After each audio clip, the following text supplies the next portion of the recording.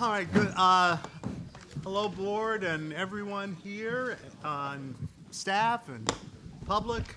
Welcome to our board and superintendent retreat. I'm supposed to give the purpose. The purpose of our retreat is to have time to go in depth on subjects that we need to iron out to have a world-class school system. And our goal is a world-class school system. And I'm very happy with the subjects that we're going to talk about today. Of course, we're going to talk about literacy. We're going to talk about something that I have been very concerned about, and that is how we feed our kids and how many of our kids we feed. And we'll talk about finance, and thank you all for being here. I will turn this now over to Dr. Watts for her opening remarks. And I just have a few opening remarks to the points that Mr. Moss made. This retreat is important for many reasons. It provides opportunity for in-depth dialogue and guidance from the board on how we should be moving as an organization as it relates to how we manage day-to-day operations. The topics are those that directly impact students and changes that will be made for the upcoming school year. So the timeliness of this is also a point that I'd like to raise. And so with that said, I will turn it over for one of the main ways we ensure that our students have a readiness to learn, and that is their participation in our student nutrition program. We can't teach kids, their brains won't be in a place to learn if they're not properly fed and get the proper nutrients that they have. So this is the first of many important topics today, and I'm excited to turn it over to our two teams that will be covering this topic. All right, well, great morning. We appreciate the opportunity this morning to provide some information and a critical decision that has both operational and financial implications for our district. And that is the community eligibility provision and its impact on Title I funding structure. So as Dr. Watts indicated, our commitment is to ensuring access to nutrition and academic resources, and so it's important for us to consider both the benefits and the potential shifts that come along with a district-wide CEP model. So you'll hear from us today. We'll share a little information about what CEP is and our goal to eliminate those barriers to providing breakfast and lunch at no cost to students. We also will share some of the benefits around the administrative burdens and the student participation benefits of moving to a CEP. But as we explore this recommendation, we'll also kind of talk about the impact and shifts on Title I funding. You heard a little bit this morning in the Finance Committee how many of our grants support our students. And so we'll share a little bit about our planning around that, our timeline, and which has been a very thoughtful approach that we've taken, which has included our compensatory programs office and our school and nutrition program and their team. So with that information, we'll begin by unpacking very briefly our CEP and then sharing a little bit about the Title I implications. So good morning. USDA defines our community eligibility provision by what we call CEP as a non-pricing meal service option. So what we spoke about is free breakfast, free lunch for our students, right? And it's the eligibility is based on the highest poverty schools in the districts, and to be able to present this to the students, it's a formula of those percentage of students that categorically fall into that free program. So the CEP enables the district to serve the meals at no charge. We can't say that enough. No charge for our students. for 4 successive school years with the potential of a 5th year as a grace period. The eligibility criteria is any school district can adopt one of the CEP participation options if at least one school has 40% or more students certified for free meals through the direct certification, which we refer to as identified students. So who are identified students? So this is how historically we have identified the students that have reduced or free meals. So children are certified without submitting a school application, a meal application, if they are on one of these benefited programs. So they could be on the SNAP program, Supplemental Nutrition Assistance Program, or sometimes referred to as food stamps, the Temporary Assistance for Needy Families, cash assistance, food distribution program on Indian reservations, Medicaid, if they're receiving Medicaid benefits from the direct certification matching process. So there's different ways children can be qualified for Medicaid. And it also includes our students that are housing insecure, migrants, or living in a group home as a ward of the state. So what are the benefits of CEP? It lessens an administrative work on the school nutrition side in that we no longer have to collect and verify school meal income applications and can focus on feeding our students. It can increase our participation when all students eat free. Our goal is to reduce the stigma of the reduced or the free lunch that sometimes comes behind that. It improves efficiency, so our schools don't have to collect fees or count each meal served by category. It just makes the process easier. It allows the school nutrition team to focus on feeding the students. That's what we want them to be able to focus on wholeheartedly. And then it eliminates unpaid meal fees. When students eat for free for their first meal, then no longer is there a charge. And in school year 23-24, our unpaid meal debt was over $200,000 as a district, okay? So there are 4 options that districts can participate with CEP. It can be based on an individual school. So only one school would opt in. It could be based on a group of schools. So maybe we said only one group of school, or this particular section of Savannah, Chatham County would opt in. It could be mixed participation, or as we are recommending, it could be all schools. So one single group claim for the district. So our total number of meals and projected changes in school year 23-24, we had 5.7 million meals. That's our base year of how we came up with our data. For 24-25 this year, we are projecting a 1.05% increase at 5.79 million. For next year, if we were to not change anything, we project we will have an increase at 1.5, and that's based on our current data right now on student participation of how many students are eating in the lunchroom. And then with CEP, we project a 6% increase, which is a conservative increase, but we project that we will be up 6.145 million number of student meals. So some information about the application. The application must be based on April 1st, 2025. And it's anything that changes goes back to that April 1st date. Right, so if a student was eligible as of April 1st and they become ineligible as of May 1st, they are eligible, right? So it's based on our counts, we have to get to that 40% number as of April 1st. So what about counting and claiming meals? So we get to provide the first meal for free. If students want a la carte extras, or a second meal, that's when they would go through the normal process to pay for those additional meals. But the first meal is what is for free. So if you get one lunch plate, that lunch plate is free. If I'm a student and I want a second lunch plate, which doesn't happen too often, but somebody may really like our hamburgers and want to come for another hamburger, then they would have to pay for that hamburger. So they would get free breakfast and free lunch, but they would only get one for each day, right? So one breakfast, one lunch that day. No, you can't get 2 lunches. Does that make sense? Okay.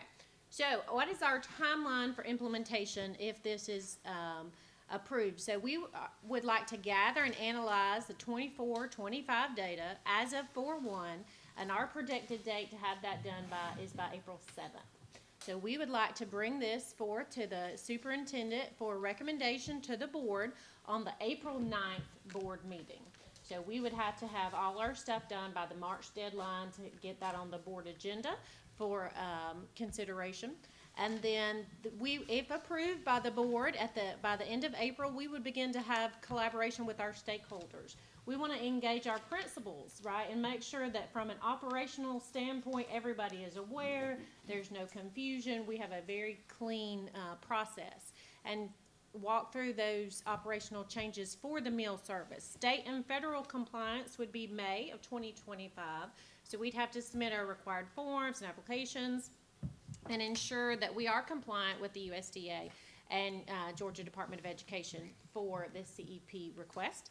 And then we'd have to work through staff training from May to July. It is a change for our school nutrition employees, and so we want to make sure that they have all the proper training on how to engage with the procedures.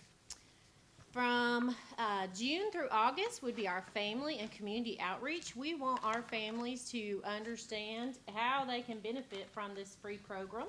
And so it's important to tell them all about it. And then in technology system upgrades, we want to make sure our point of sale system by the summer is operating. There's no challenges when the students come through the line of how we ring it up. We want it to be a very smooth operation. And final readiness check would be July, and then August is our implementation. That's the beginning of our school year. So that's when we would like to make sure everything is a go and no challenges that we can't overcome. So I'm going to pause there and see if we have any questions. Dr. Hoskins Brown? Thank you, and thank you for this presentation. I'm interested in some context on this program. I was just Googling it when I got called on. But my question is this. Ms. Bonaparte presented, when she was leading school nutrition, several times she presented the idea of moving to this kind of model, but it was unsuccessful or not favored, or it never got past the board presentation stage. And part of that, I think, might have been because of the application requirement, getting the number of applications of families that demonstrated eligibility. So can you just give me some context on maybe where this program, is this a new program, or is there some change that now makes this possible for us that makes it work? So my understanding is that, so it's not a new program. Okay. And a large part of, so we had an opportunity to engage in some of those previous discussions.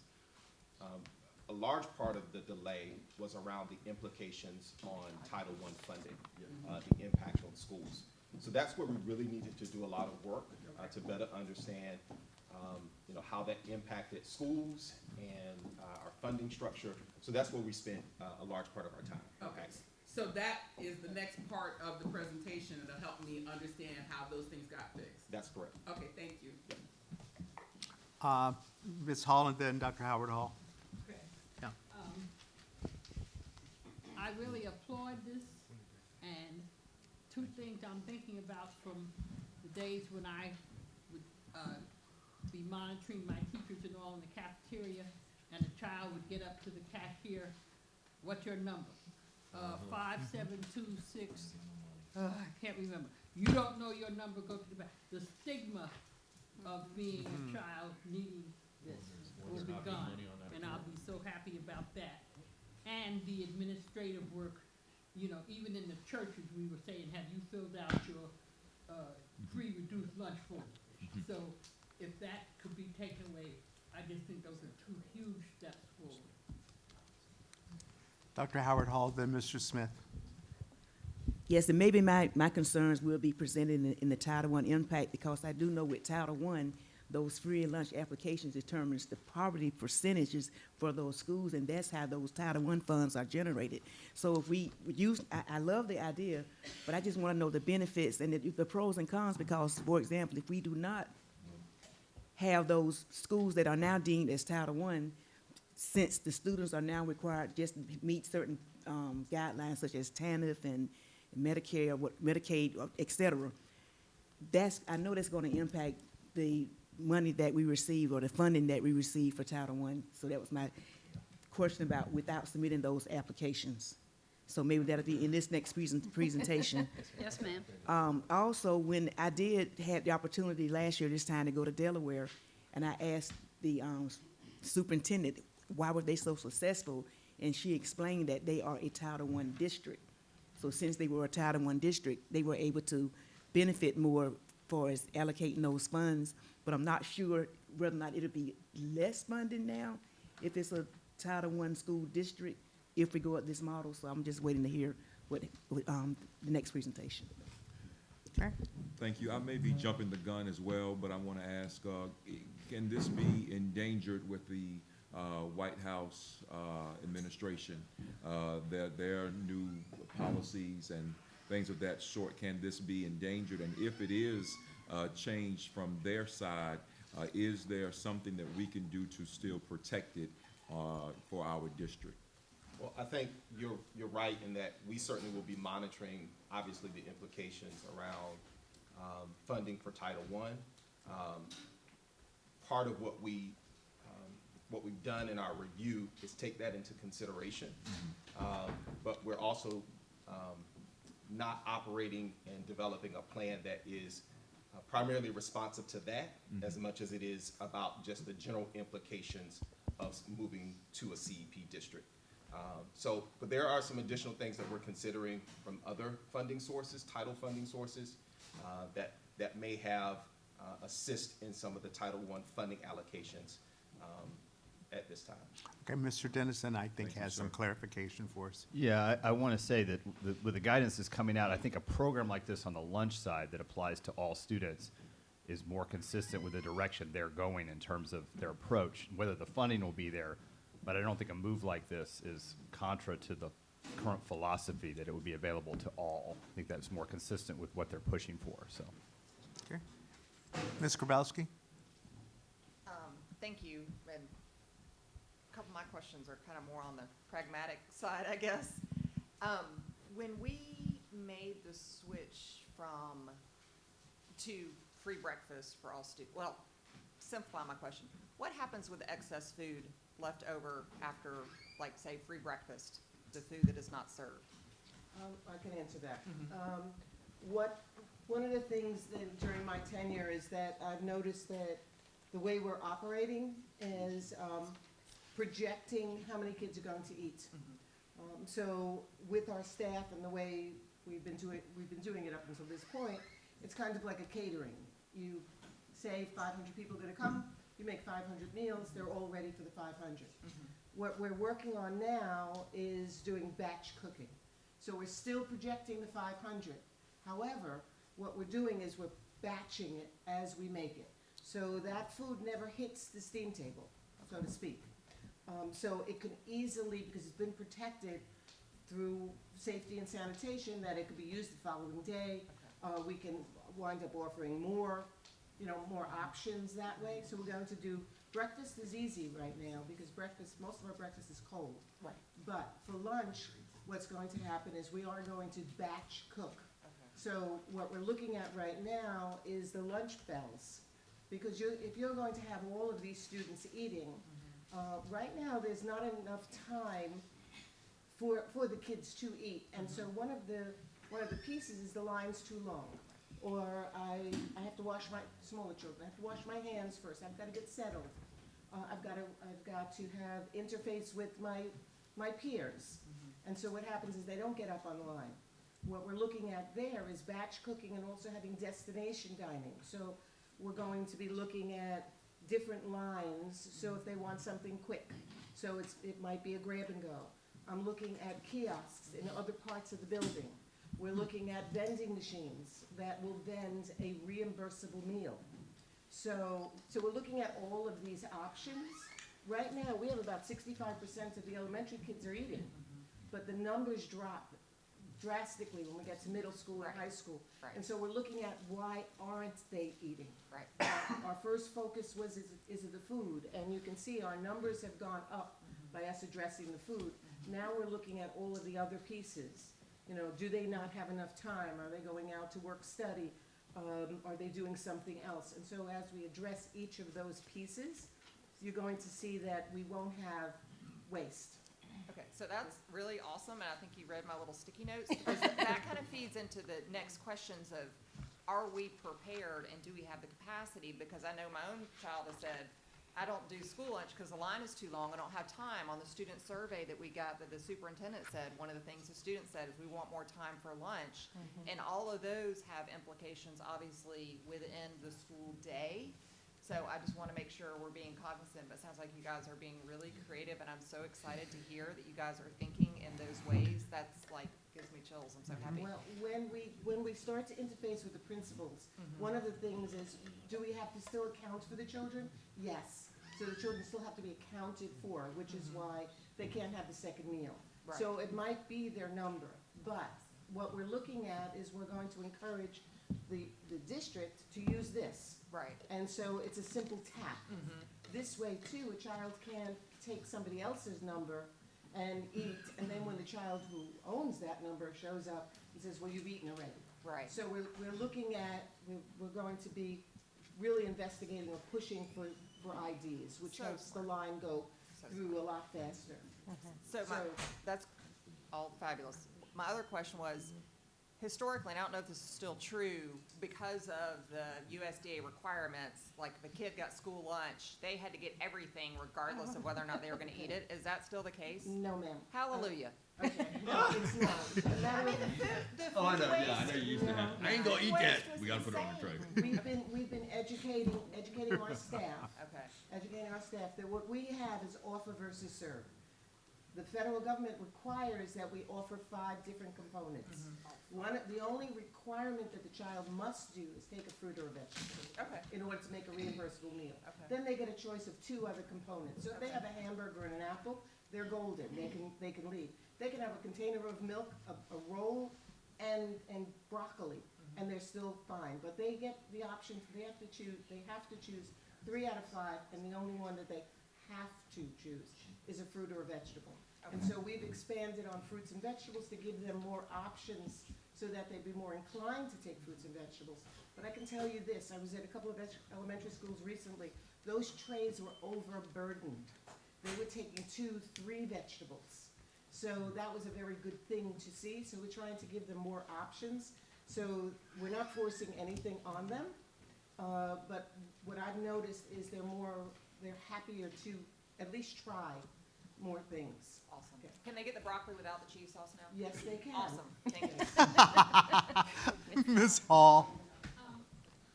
While we're on this point, I just want to say to Dr. Watts, I was thrilled to see that student senate meeting. And the things that they were saying make so much sense if we adults will listen. We listen. Some free time during the day and a longer lunch period, so they learn how to socialize while they're eating.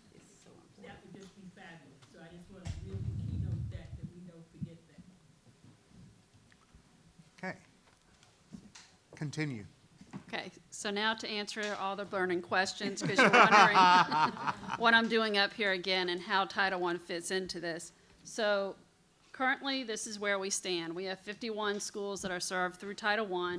We have 37 public. We serve 4 charters. We have the 1 residential treatment, which is Coastal Harbor, and we also serve 9 private schools. Title I funding, we must serve in rank order of poverty, and we must serve down to that 75% poverty line. You can go lower than the 75%, but you must serve down to 75%, and it has to be in rank order by grade span. Currently, right now, Savannah Chatham for K-8, so the elementary schools, the middle school, and K-8, we serve down to 65%, and then our high schools, we serve down to 70%. And we do that we do a per pupil amount for, based on that rank order, so the higher percentages have a higher per pupil amount, and the lower percentages have a lower per pupil amount. And the LEA, and this will be important in a couple slides, we set what percentage we are serving down to. So we set that 65 and 70%, and that was done many years ago. So that is our choice, as long as we hit down to that 75%. So Title I transition plan, because we have the October free and reduced lunch application percentages, for next school year, we will continue using those percentages to determine Title I allocations at our Title I schools. And this allows us, because like they said, the CEP numbers are not determined until April. And so waiting until April to determine who would or would not be Title I is kind of late to tell a principal how much money they're getting. So us using these applications for next school year gives us time to look at the April numbers and develop our plan. The only challenge is that we will be using, for Title I, we'll be using the meal applications from October 2024, but S&P will be going with CEP numbers.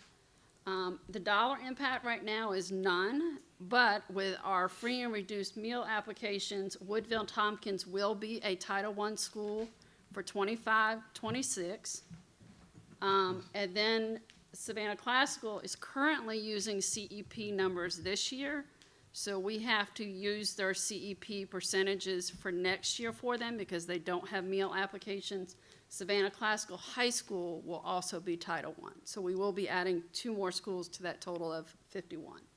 So our next steps are, I will be sending out the preliminary allocations to principals so they can start working on their staffing plans for next year, in hopes that nothing changes with this funding. After we receive the CEP numbers in April, then we will need to decide as a district what our funding percentages will be. Will we stick with the 65% for K-8? Will we stick with the 70% for high school? And then we will inform principals in August for their status for 26-27, because those CEP numbers are good for 4 years. So we'll be able to at least have some time where they will know whether or not they'll be Title I for the 26-27 school year.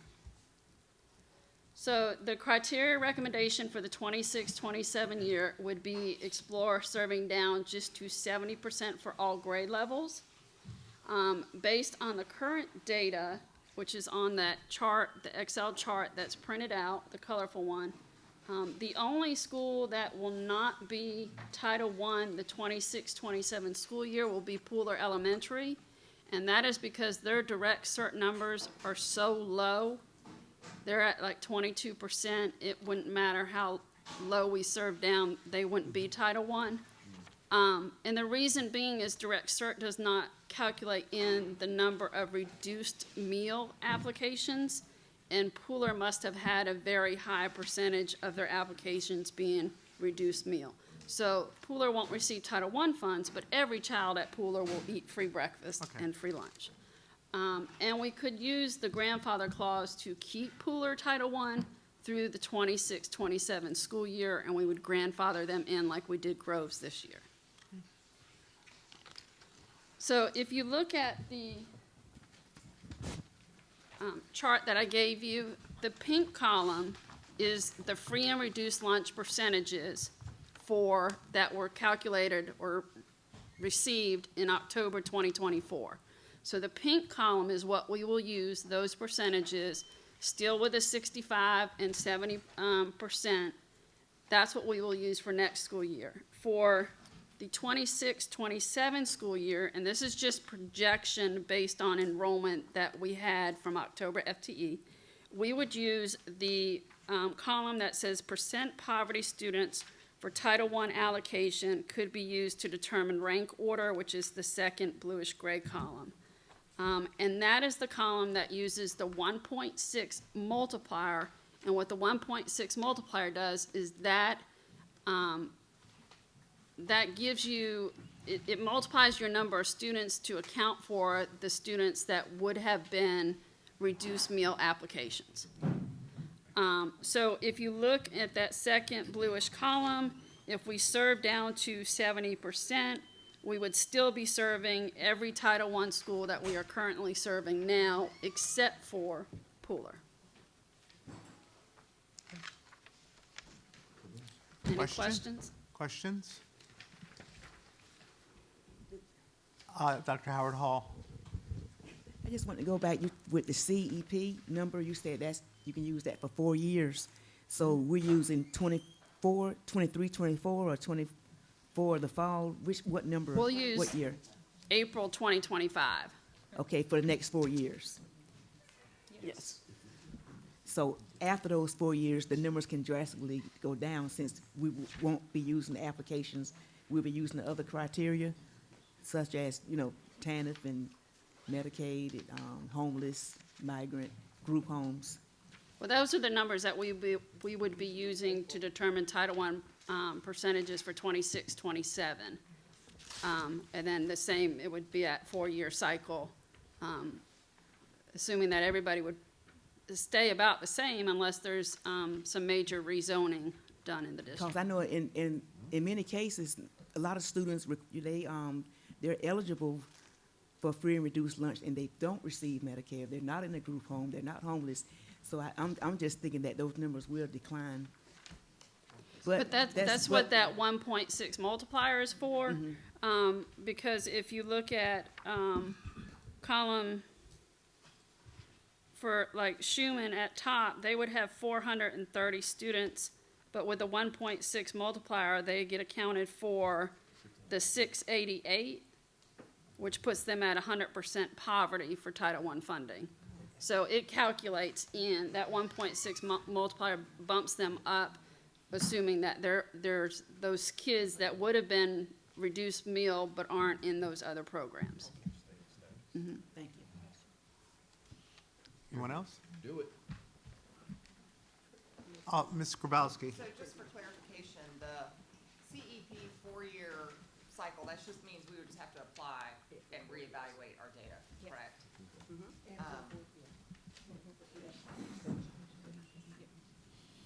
I don't think this would happen to be fabulous if our community entire poverty level number was to decrease. I mean, if we had, elevated more families out of poverty would be ideal. We've been working at that a long time, still a long ways to go, so I don't see that happening in the next 4 years. But if it were to happen, then we could potentially lose eligibility for the CEP. And then if we wanted to continue this program, we would have to do it on our own dime. Right?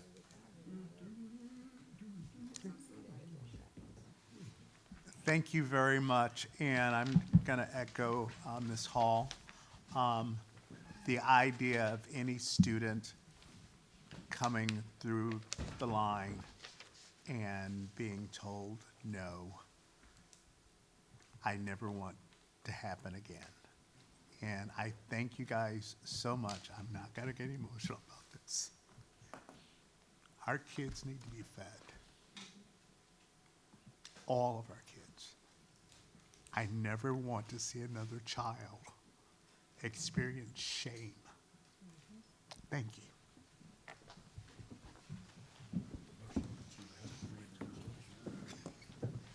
Is there anything else you all want us to investigate on this topic? I mean, that was also another reason for this presentation. Is there any other data or information that we need to bring back to you all?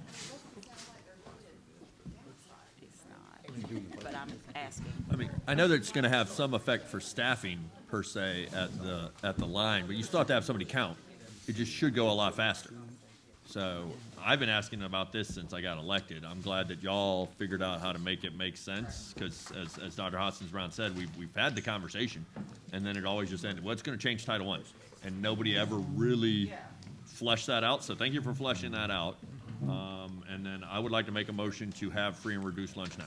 I think we're voting right now. We're not voting right now. No. But we will eventually. Motion to go to free and We're reduced just lunch over trying to there. make sure there's, the real free and reduced lunch. Y'all wasn't catching what I was saying. Yeah. David. Because Connie thinking just like me.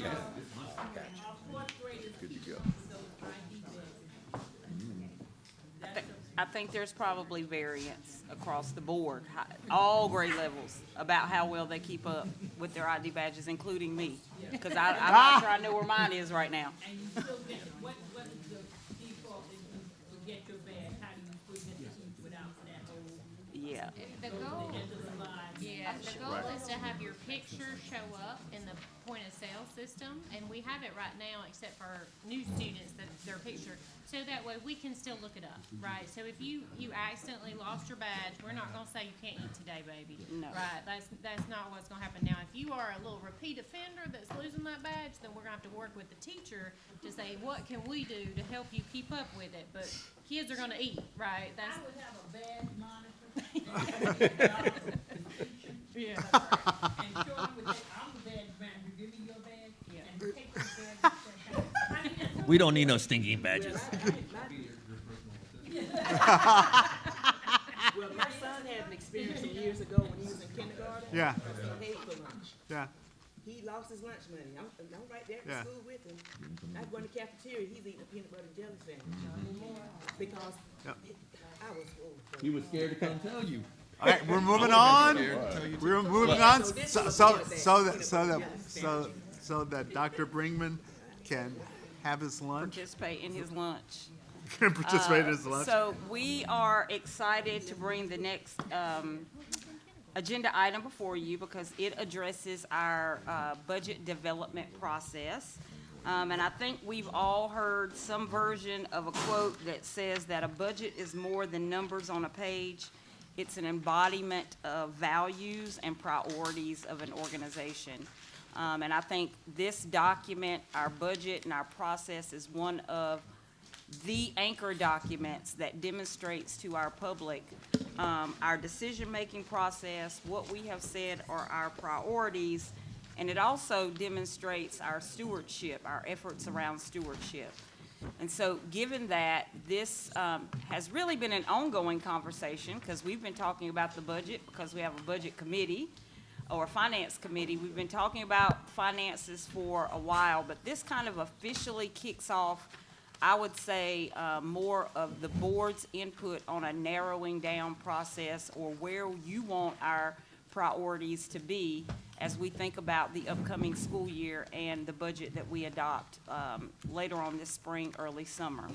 So given that, today's session, we hope to accomplish the following objectives that you see here on the board.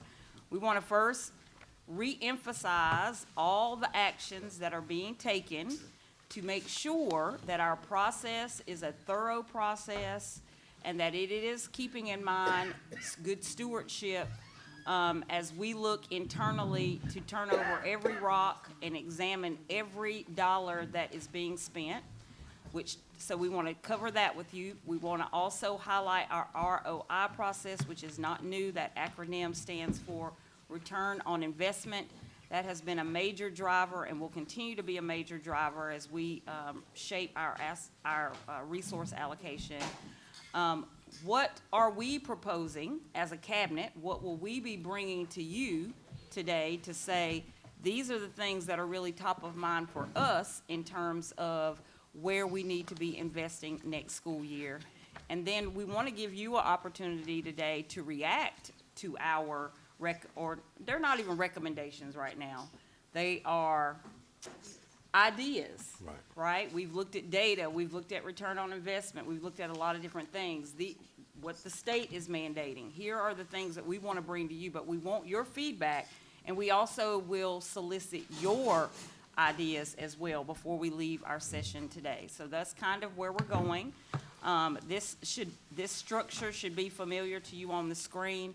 Obviously, every discussion that we have around budget takes into account our strategic plan and how we're moving to advance our students, engage our stakeholders, retain, attract, develop our employees, and lastly, making sure we make good stewards of all of our resources, time, people, and money in our district. So I'm going to make just a slight change because I do want to get you guys fed. So if we can go through this presentation and when we get to the discussion, if we can take a break. Perfect. and have lunch. People get their lunches, and we get to do the discussion over lunch. Is Yes, that okay? that will work Okay. just fine, thank you. All right. Yeah. So. You're welcome, David. I wanted to highlight our timeline, and you'll get a couple of timelines. You'll get a timeline at the end of this presentation. But this timeline demonstrates to everyone what is going to be happening internally and externally. And I think it's that yellow arrow that I'd like to draw everyone's attention to, because that yellow arrow really highlights and signals to our public that this process is done with their engagement.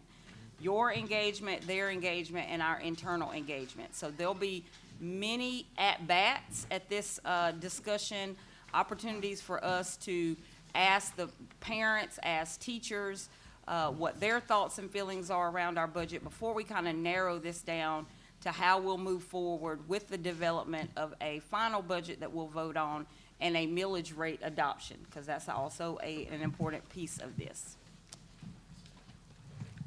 Now I'll turn it over to Larry here to give you some other foundational information that you need to have as we start into this conversation.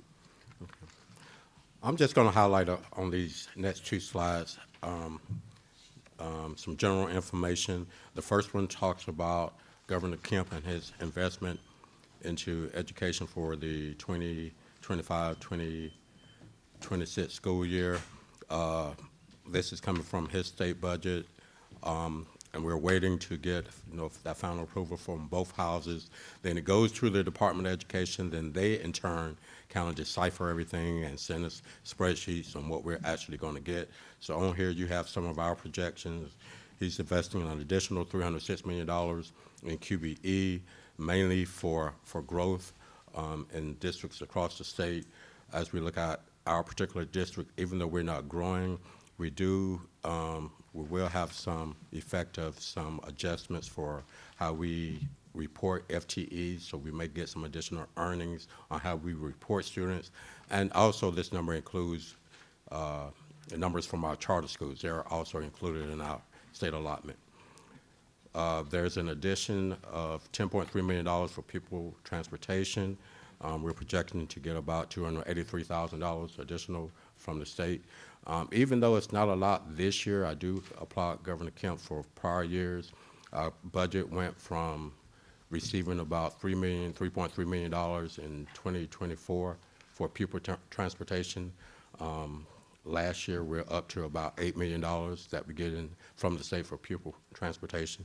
So it's getting closer to supporting our $25 million plus budget that we have locally. He also addressed equipment grants for CTAE. Those are pretty much competitive grants, but Dr. Lewis and Angela Lewis and her staff have been pretty good about getting those grants for our particular schools to help replace equipment within especially in our high schools. He also mentioned there's a 2-year process to reduce pre-K classes. This is actually going into the second year. They're adding an additional $14 million to that. As a district, I think we've already requested to add 2 additional pre-K classes, which will cost us, or we can receive about $110,000 for that. In the area of supporting Georgia teachers, faculty, and staff, the contribution for districts are going up from the 20.78% to 21.91%. We received probably about $1.9 million in additional revenue for that from the state, and I have calculations on the expenditure on the next slide. And they're also, in this government, he's also improving and safeguarding the Georgia schools. Fortunately, they're maintaining the school safety grants. Hopefully, they won't go away. It's now additional money in the FY26 school year, but he did add about $20,000 per school for the current school year for school safety grants. But he did add some additional support for school psychologists in the amount of $872,000, and we're looking at about $17,000 in revenue for that portion. Some of the broad district expenditures that we're looking at, the cost for the teacher retirement increase, again, that's the employer portion. It's going to cost us about $3.4 million in just the general fund. The COLA, cost of living, this cost of living is based upon the 2024 CPI rate. That rate is about 2.95. We just rounded up to 3%. That equates to about $8.4 million in just the general fund. Years of service steps, that amount comes to about $3.7 million, and that just recognizes employees, not only teachers, but all employees for the years of service step. The QBE enrollment and staffing, $4.9 million. That number is based upon the change in staffing at the school site, additional teachers, secretaries. Again, it's based upon enrollment, but it's based upon enrollment by school, by grade. And the other expenditure that we're going to address is, we have it listed as a use of fund balance for the current year. We want to present a budget when we get there that's more of a balanced budget. Right now, we are budgeted to use $8.2 million of fund balance. However, of that $8.2 million, $2 million of that is for the textbooks. So every year for the next, I believe, 3 years, we're supposed to use at least $2 million of fund balance to pay for the language arts textbooks. Now I'm going to turn it over to Ms. Stacy. You want to go from there, or you want to come up here? Good morning. So as we begin the budget planning process, the approach that we're taking is a modified zero-based budget planning approach. And really at the center of the way we're approaching our budget planning is really to evaluate the effectiveness and impact of our expenditures. And in order to do that, we are taking a few things into consideration. So one of them is ROI decision-making, and in a moment I'll talk more about the ROI work. And you've heard at the last Finance Committee meeting, we talked about our program inventory, so we'll talk a little bit about where we're going with our ROI work. We're also ensuring that all of our investments align to our strategic plan, so the things that we're putting money in, we're making sure that they back map or match our priorities. As you heard the superintendent start the conversation with, our investments have to match those things in which we say are important and what we value. And then finally, and we are working to become more robust in this area, but we're using data to drive our decisions. So we're really wanting to look at what do the outcomes tell us based on the investments, and are we investing in the right things to get the results that we desire to see. And then finally, Mr. Jackson and his team, as well as the chiefs, we have reviewed all baseline budgets. So we started with what the budget was the previous year, and we're looking to see where we can make adjustments. So sitting knee to knee with the superintendent, chiefs are sitting knee to knee with their teams and looking at places that they can make adjustments using some of the data that we collected from ROI. So a little bit more about the ROI work. So again, the last time that we were together, we were really talking about our foundational work, which is rooted in the program inventory, but now we're beginning to apply the ROI work to our budget planning process. And the way in which we are tackling this is we're taking a tiered approach with ROI, which is allowing us to codify our processes. So we are still developing our processes, and it's allowing us to better understand which investments need deeper analysis. And essentially, our goal is to ensure that our ROI is not separate and apart from the work that we're doing with budget planning.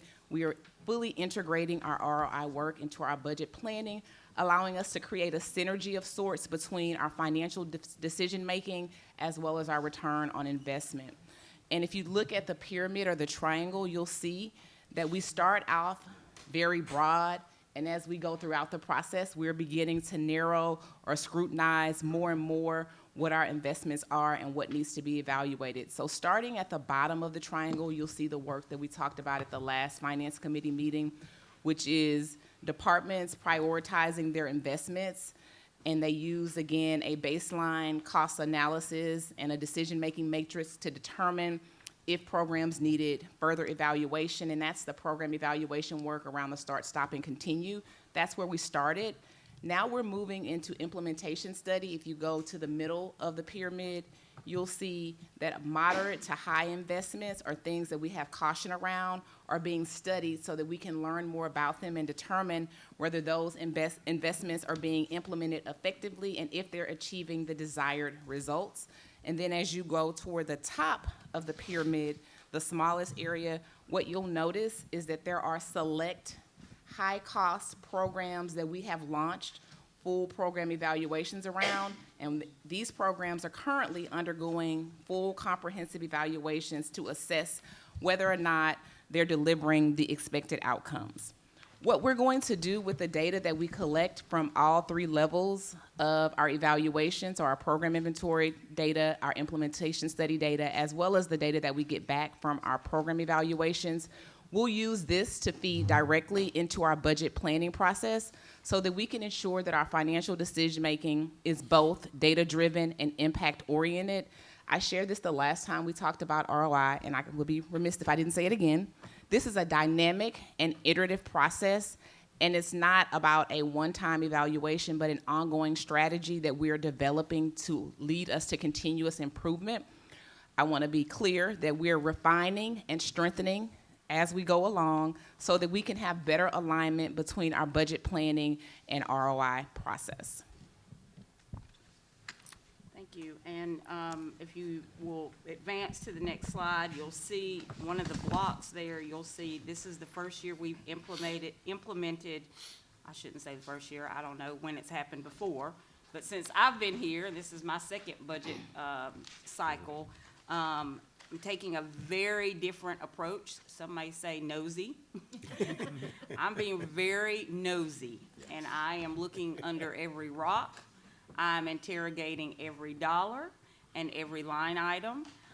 Each chief has received from a process that I've co-developed with the finance team to look at every single cent that is being spent, and then they have to sit down with me to talk about where they want to see additional money, but also advance to me where they want to make potential cuts. I have met with more than half the chiefs, and there's not a chief I have not sent back and said, go find me more. I think you can find a little bit more to cut, change, modify. So it has been, I think scrutiny is a good word, but it's been a healthy scrutiny. Because the feedback that I've gotten from the team is that this level of dialogue has not occurred in the past. As you also know, we have a compensation study that is still looming, and hopefully we'll be able to get the results of that very soon. And we have the ROI decision-making process. Here's the key thing. We're trying to be good stewards of taxpayers' dollars, look for every cent, make sure that we are being efficient with how we use our budget, but at the same time, we have to make sure all of our departments can operate optimally. So it's a balance. You can't cut too much, because then you may lose traction on something that's positive because you've cut too deep. But I do believe there are places in our budget, and I said this last year, but I didn't have the time to do the research and the interrogating that I've done last year, this year, that there is money to be saved. And what I feel pretty strongly about is I'll be able to bring back to the board in the next month or so places where we can trim the budget, potentially reallocate some of those funds to different things. But I would like to commit that I do not think this year we will be going into fund balance to balance our budget. Which to me makes good fiscal sense. We should not be going into our savings account to balance our budget. And I feel pretty strongly that we will not be doing that in this upcoming school year. And we're looking at many things, the vacancy factor and how we project that. I've looked at professional development. I believe in professional development wholeheartedly, but we spend a lot of money on professional development going to other places, and so I am really pushing back on a lot of these things. Just sitting down with Mr. Butler yesterday and having some dialogue, was able to find quite a significant amount of money, and circling back to Mr. Jackson to say, is this really the way we have to do this? Is there another way we could be considering this? And I feel really positive about where we're headed.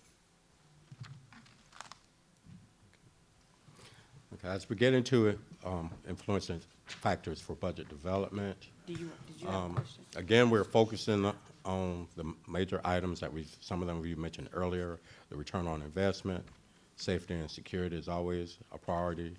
program review and evaluation, student needs, and state requirements, those items that we really don't have too much control over.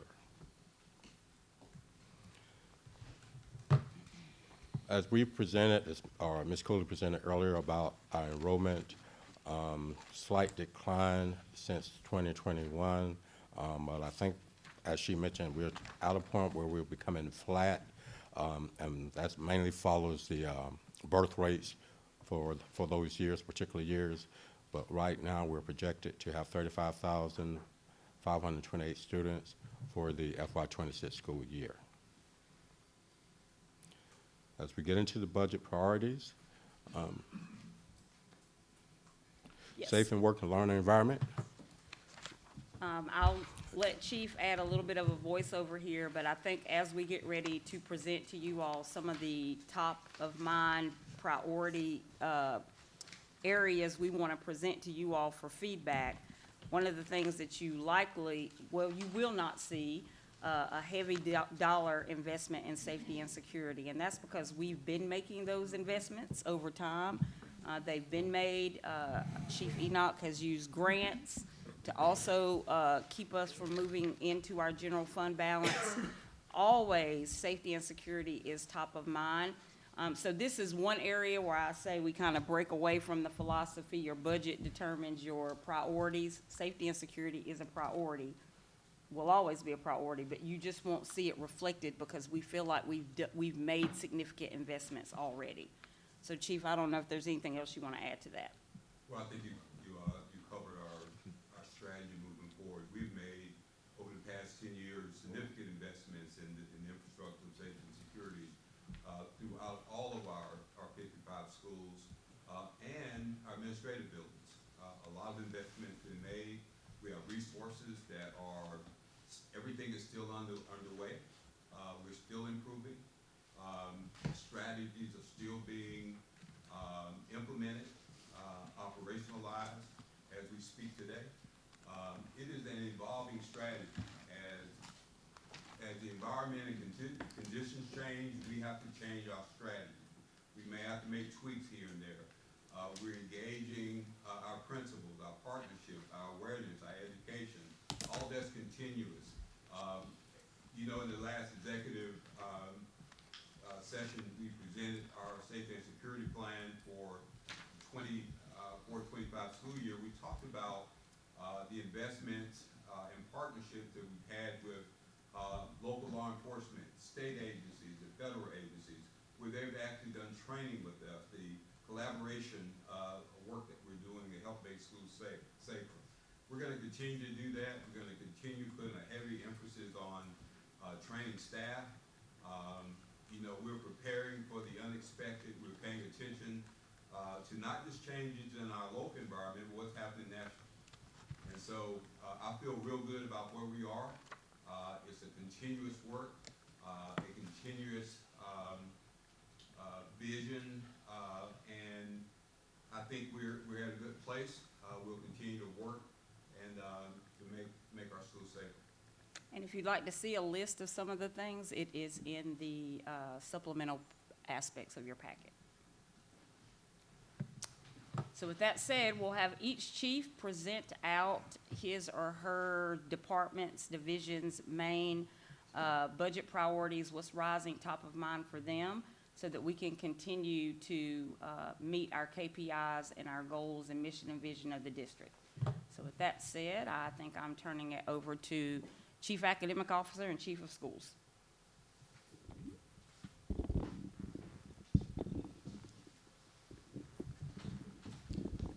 All right, great morning again.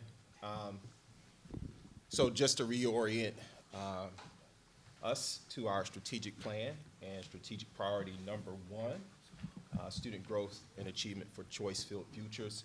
You'll note that our priorities are aligned to multiple performance objectives, so I'll just name them in terms of literacy, numeracy, and attendance.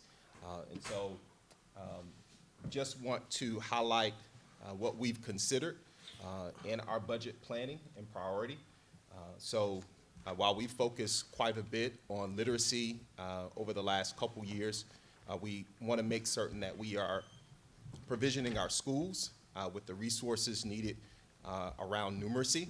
And so that will be part of our consideration in budget planning. Again, as we talk about literacy, and we'll have an opportunity to discuss that further, we've obviously focused on K-3, but we also want to make sure that we're provisioning our schools with the appropriate resources and support, particularly for our 4 through 12 grade levels. So we'll be exploring adolescent literacy professional development. And then, of course, we want to provision our schools with the appropriate human resources to continue to support the work, both around literacy and numeracy, as well as attendance.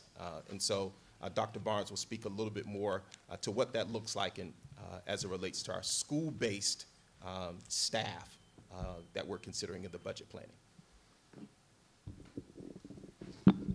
So one of the things that we know to be true is student achievement advances when there's an effective teacher in every classroom. And to that extent, the investment around academic coaches allows us to build their capacity to help us meet our actual KPIs and advance student achievement. We have several teachers that come to us that have had some level of formal training around teaching and learning, and then there are others that do not. But we also know that as the classroom changes from day to day, and as standards change, it is very important that we continue to provide the necessary professional development to build their capacity. So as such, we're asking for the investment of an academic coach in all of our schools so that we can close that gap of what teachers may not have under their fingertips at a high level, but we can actually provide in-the-moment professional development on an ongoing basis. The other benefit to this is we know that recruitment of high-quality teachers now is more of a challenge than what it was in the previous years. So the investment into professional development helps us retain more teachers. So that professional development is provided by the academic coaches. It is a great recruitment strategy to retain teachers in our schools because they know that they have ongoing support in the moment, either around classroom management and managing student culture or instructional culture and delivering high-quality lessons and pedagogical development and skills with students in the classroom. So that speaks to the actual academic coach position. There's also a bullet that it talks about academic coach supplement. And in some of our schools now that do not have an academic coach, there are other people such as department chairs, team leaders that are fulfilling that role while still teaching in the classroom. And so if we can't fund at a high level that we get a baseline number of academic coaches in every school, that we do offer a supplement for those that are doing double duties as supporting their colleagues on this journey of making every classroom a stronger place for kids.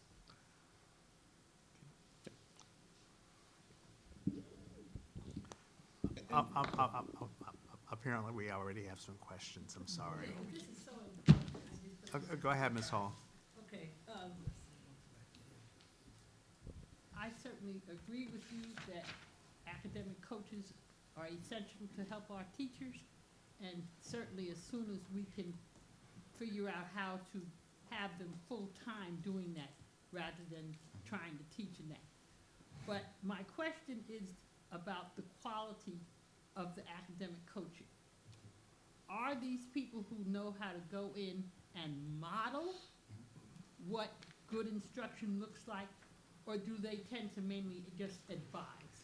Because that makes all the difference in the world if you're just telling me day in and day out, oh, do this, do that, but it's something else if you can get up and show me and illustrate. So as a part of this, to get my vote for more academic coaches, I'd like to know that they are a dynamic part of that classroom and not just there as an advisor. So that is a great question. Part of this, as we advance a culture of coaching within the school district, it is just that. So many of the academic coaches are great teachers in the classroom, but they may not be great facilitators of adult learning. And so as we advance this culture of coaching, there will be a level of a coaching framework where we actually provide that direct professional development to the coach of how they should be coaching teachers. Some of it is in that need-to-need coaching, like you have to get very granular on what it is that I need for you to do in the classroom by showing specific evidences. And then as they give a teacher an action step, it is not just talking them through it, but they give them the what I need you to do. This is why we're doing this. And then they actually show them in their actual planning session how to do it, and then they go to the classroom and they model how to do that, either in small group instruction or delivering direct explicit instruction doing core instruction, right? And so they, in many cases, this may look like an academic coach being in the classroom with the teacher, giving them in-the-moment feedback based off of the instructional moves that they're making in the class, so that it's not waited, they're not waiting a week later to get that feedback, they're getting it within 24 hours. The other piece that I'd like to add to that, I'm moving in this direction as I continue to establish more of a culture of accountability. At some point, in order to keep the job of a coach, your job performance would be tied up in student outcome data. Exactly. So if the classroom teachers' data that you're coaching is not performing, then I would have questions about your performance as a coach. Those two things are linked to me together. I think we're maybe a year or two away from that. But that also keeps the coach tied to the classroom. I'm less likely to be compliance-oriented if I know keeping my job is tied to the outcomes in the classroom. So all of these things that you're talking about are top of mind for me. It's just about the speed in which we can advance them and building that culture along the way. And Dr. Watts, to give them the best opportunity, we don't need them half a day trying to do one thing and the other half trying to be a teacher. We can afford to pay our academic coaches so that they can be full-time doing what you're asking them to do. Okay, Dr. Hoskins-Brown, then Ms. Campbell. Thank you. I just had a numerical question. We have brought in academic coaches before. Has there been a time where we had a coach in every school?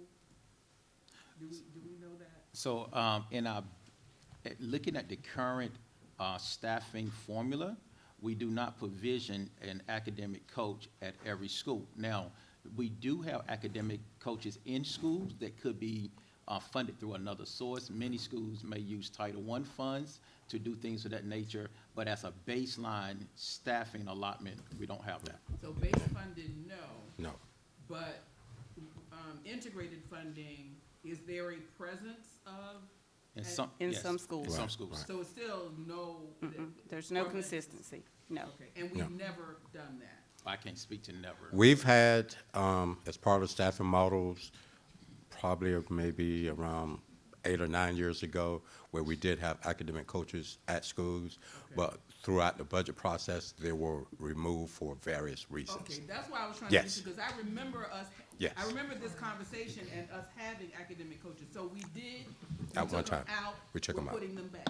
Yes. Potentially. Roger that, potentially. Okay. And just to keep in mind, we also, which is part of why we are exploring the academic coach supplement, most schools leverage an existing teacher leader to serve in that capacity, so they participate in some of the current professional development that we provide to our full-time academic coaches.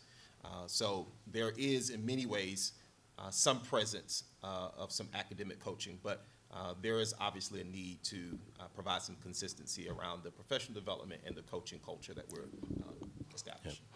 Yep. And I do want to point out, it was not at every school. I think there was a formula or something that was used, but we did have them in the general fund years ago. This model is going to be much needed as we look to add more and more new teachers, because we just, vacancies is an issue, and then we are filling many of our vacancies with novice teachers. which puts an extremely huge burden on a principal if they're trying to develop a large group of brand-new teachers in their schools. Ms. Campbell, then Ms. Grabowski. So I think it's kind of along the lines of what Dr. Hoskins Brown said. We have academic specialists right now, correct? At the district level, At the yes, district and level. they are deployed down to schools. Right. But they're not there all day. Okay, and are we talking about potentially supplementing even more or distributing the academic specialists that we have now that travel from, I think, Thunderbolt, is that right? Some, no? I know they've moved several times. They're but- deployed from, Fort Wentworth. Port Wentworth, yes. Yes, okay, yes. So, are we talking about using those maybe in the schools that are at most need? Or adding, would we use them as academic coaches and take away the specialist role, since they're sort of similar unless I'm misunderstanding? So the actual district specialists are the ones that actually become the trainer of the academic coaches. The academic coaches are a 100% fixture in the school. So right now, we may have one academic specialist for literacy, but that person's caseload could potentially be anywhere from 10 to 18 schools. Okay. Where they're giving they're trying to give support to those schools, but in this case, the academic coach is a fixture of the school that actually can provide direct support in the classroom to more teachers, more so than that one specialist that could be assigned to a caseload of 10 or more schools. Okay. Any chance we could find out at some point down the road how many specialists we currently have? Because I know some that have been with the district for a while and would probably, love the opportunity to be in the classroom again, like if it means being stationed at one school. I'm just curious how many we have to start with, and then if we need that many, or we could turn some into academic coaches, if that makes sense. Yeah, Okay. makes sense. Dr. Watt, we don't need a bunch of academic coaches not having any direction and support themselves. It's not like the academic coaches are omniscient and can just go in and know. They have to have training as well, because again, you don't necessarily take a good teacher out of a classroom and then they become a good facilitator of adult learning. It's a different skill set. That's right. And academic affairs, to me, if any place we're gonna put our money, Mr. Butler, I would say go for it, to get what we need. Okay, Stephanie, do you see what I'm saying, that we can't really just say I vacate the think specialists so that they I can think be in- they need oversight for sure. I'm just curious how many we need Right. to coach. Yeah. okay, so, okay, know. this is what we're gonna do. Howard Hall, Mr. Smith, Dr. Hoskins Brown. Hang on, guys, then we're going to break for lunch, and we will continue after that. Dr. Howard Hall. I think she was next. And I'm sorry, Ms. Grabowski, good Lord. That's why we need to eat. Go ahead. I'm sorry. It's okay. You're throwing things and everything. And I know, but this is I'll try and be succinct. So the ideas that are here on the budget priorities, a couple of questions, and I fully understand and appreciate and agree with the benefits that you've stated, but specific to these ideas and the attendance clerks and the staff supplements, have these been identified at the district level, top level down, and where's the voice of the schools to say, okay, district, you're saying this is what I need, are the schools reciprocating, saying, yes, that's what they need, or, because I really want to make sure we're not forcing something on a school that they may already have So covered. none of this has been decided. Okay. These things that you see here are a part of not just the people sitting around this table, but an extended group of people who have looked at our data and looked at our KPIs and said, these things are needed to accelerate us to get to our 2026 KPI goals. Like, we have one more year on that strategic plan. There is a whole process that will need to take place between now and May when we bring you a finalized list. These are just our best thinking right now. Based on the input you all give us today, we will then continue to research, because you don't, as you notice, you don't see dollar signs beside any of these things, because I stopped us short of that, because I need to hear this discussion today. If we had brought to you all professional development and you said, you know, if the feedback I get today is no, don't do it, then I'm not gonna spend time advancing that. So my feedback is, and this goes beyond just this discussion, I think, to a lot of things. So our district, you know, one of our great strengths is we have this wide swath of program that we offer our students, and we have these specialized programs. So I get a little bit nervous when I see a top-down, one-size-fits-all approach that may not allow the autonomy that some of our schools need in order to continue their success. So, you know, Johnson's IB program is gonna have very specialized needs.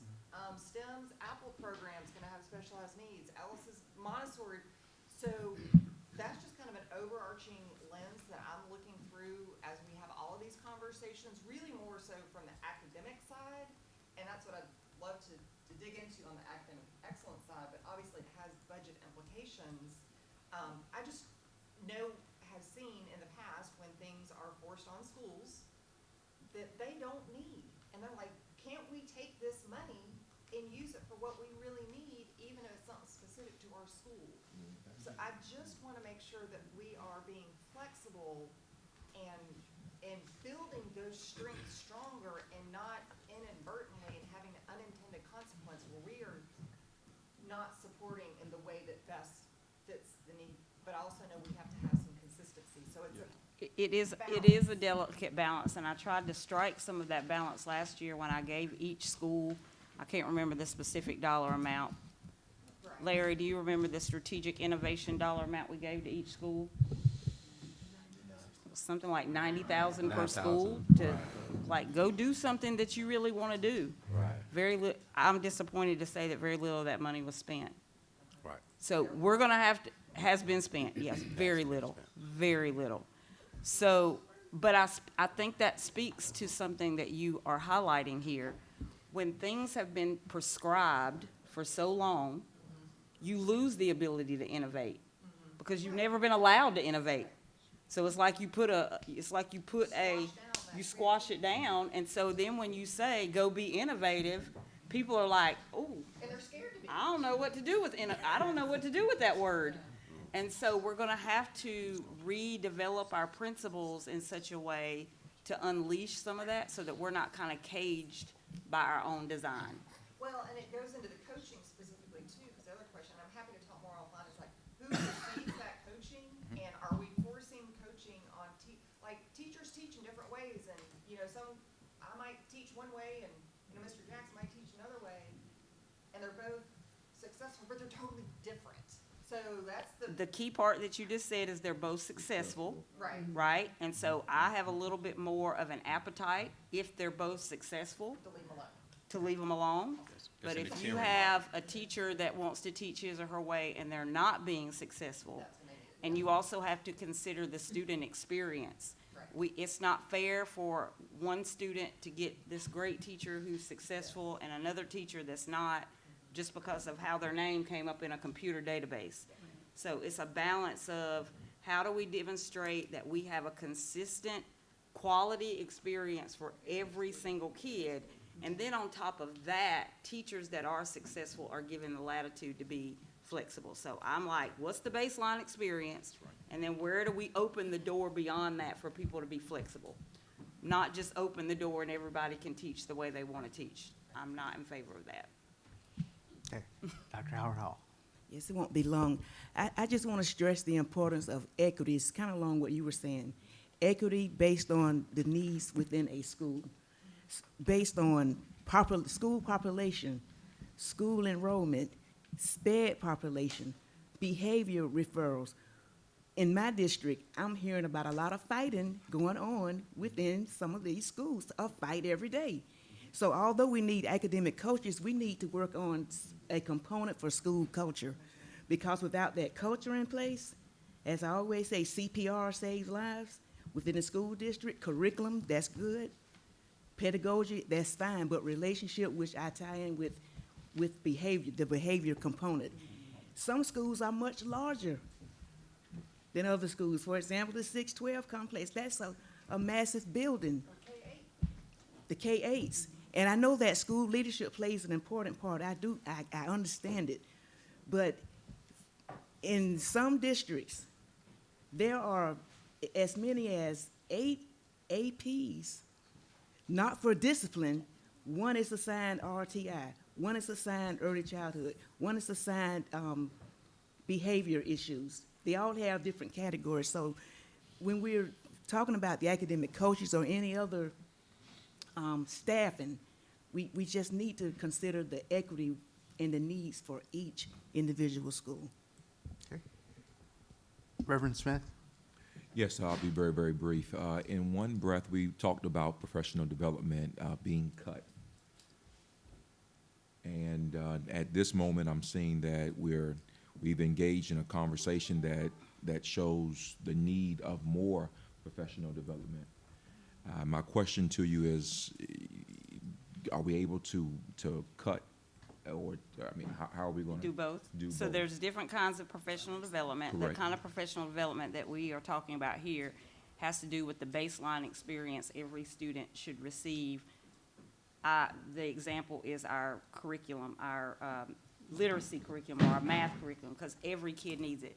The professional development that I was referring to is the self-selected, you're going to this conference in Florida or California. It's more of those types of, that I can't really get my hands around. What's the impact? You went to that, but how's that showing back up in the classroom? I don't know.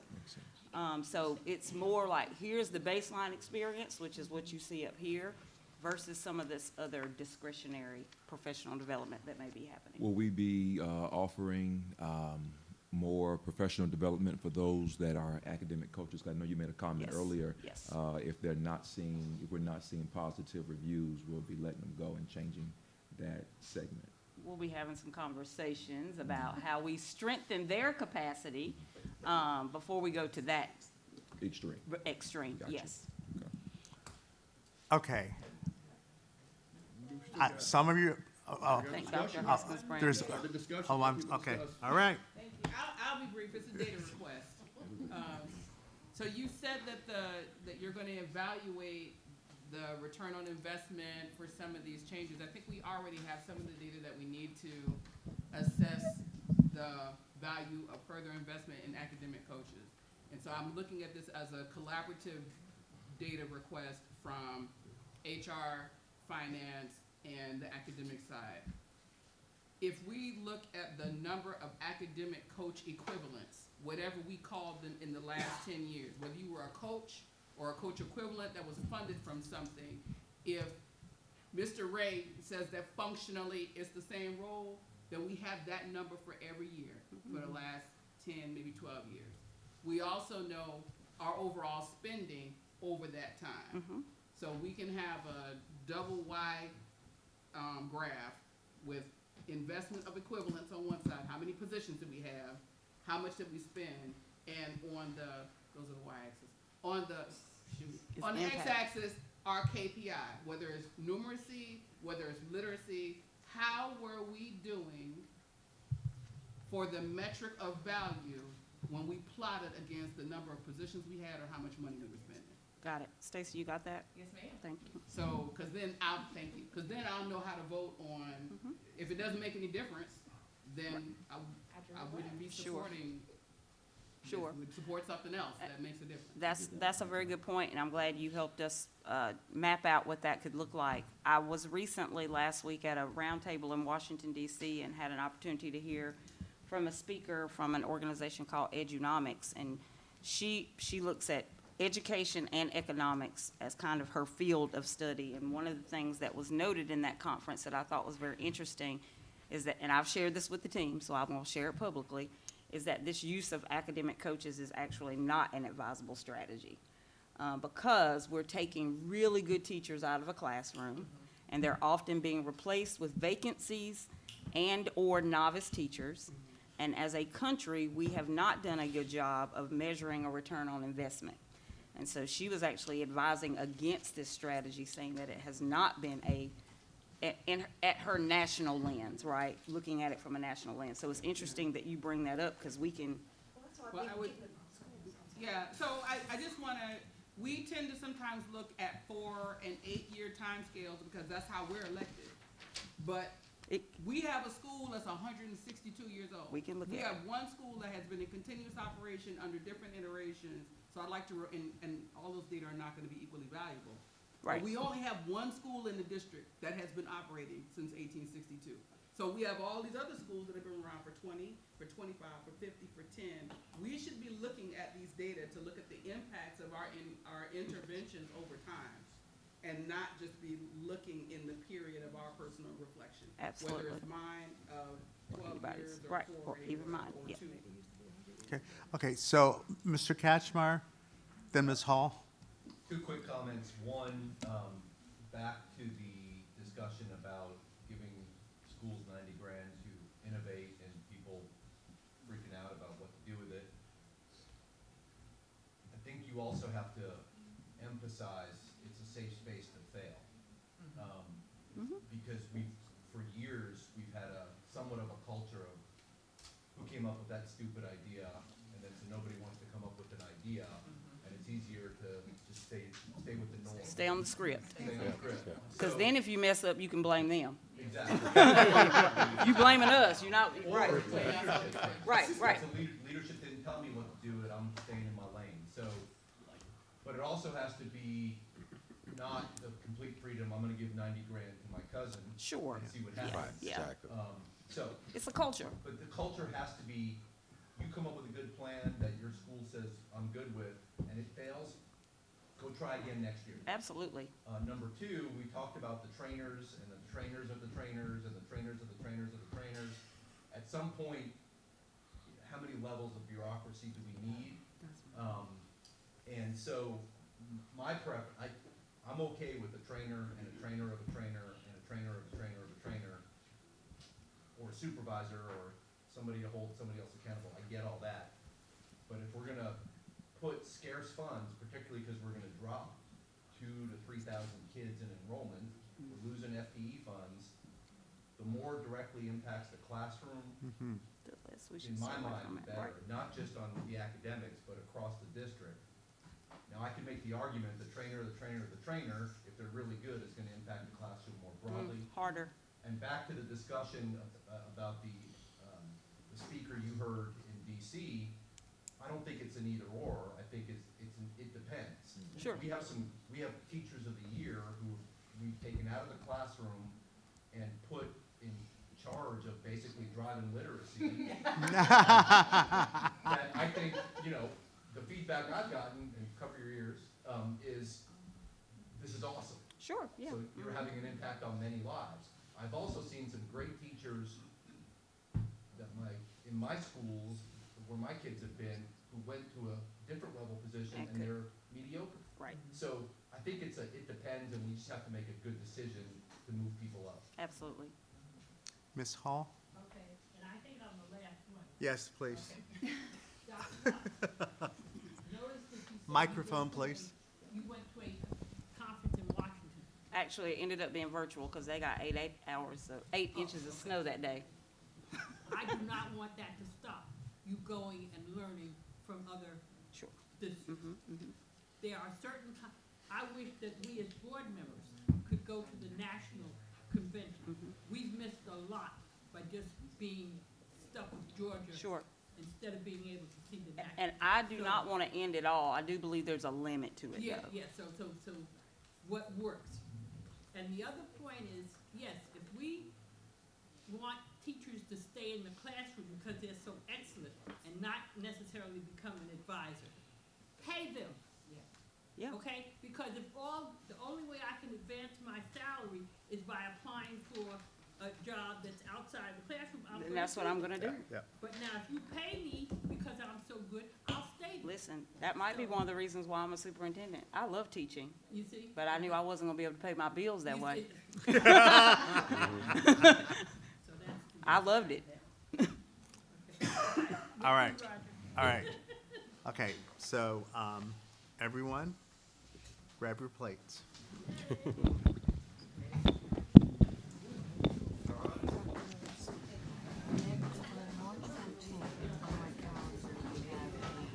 All right, I do think we have a couple more concepts to cover in our student academic priority area. We'll get Mr. Butler to address those really quickly, and then we'll move on to our other three areas. So I won't spend a great deal of time around our investment in early childhood. I think those are conversations that we've had on several occasions, and Mr. Jackson has already acknowledged that in previous slide. But we did want to highlight the priority around attendance, and similarly, our priority around the capacity of site-based staff to, number one, manage many of the attendance procedures that are prescribed in policy, but also as a way to continue to facilitate and promote the importance of engagement, which we know is a huge part of why students attend. We've had an opportunity to listen to feedback from the Superintendent Student Senate, and they echoed many of those things that we know to be true around why students may not necessarily attend school or fully engage. And so we want to make sure that we're positioning staff with the resources and the capacity to manage many of the attendance-related procedures. So part of that includes attendance clerks, which right now is not a baseline position at all of our schools, but also exploring what that could look like in terms of teacher leaders who may serve and provide additional duties and responsibilities around the attendance support. Yes, they are currently, some of them are part of the attendance teams, but this is an opportunity for us to explore potentially what an attendance champion may look like as part of our academic supplement plan. So we wanted to present that as something for the board to consider in their discussion. Sorry, Dr. Hoskins-Brown? Thank you. I just want to attest to the value of the attendance clerks. I was just having a sidebar with Left Twix over there and Left Twix. Well, on the school board side, that's Left Twix and this is Right Twix. So we were just chatting about what some of the issues are related to performance. And often when attendance is being taken or when the student is coming into the main office, something is on fire in that main office, and the student, if they're late, doesn't make their way back to the other room or the other office where the data clerk is that is managing the and consequently, those attendance records are not really reflective of what's happening in the schoolhouse. And there's a lot of attendance correction that happens later on in the week, later on in the month, when somebody gets a chance to catch that up.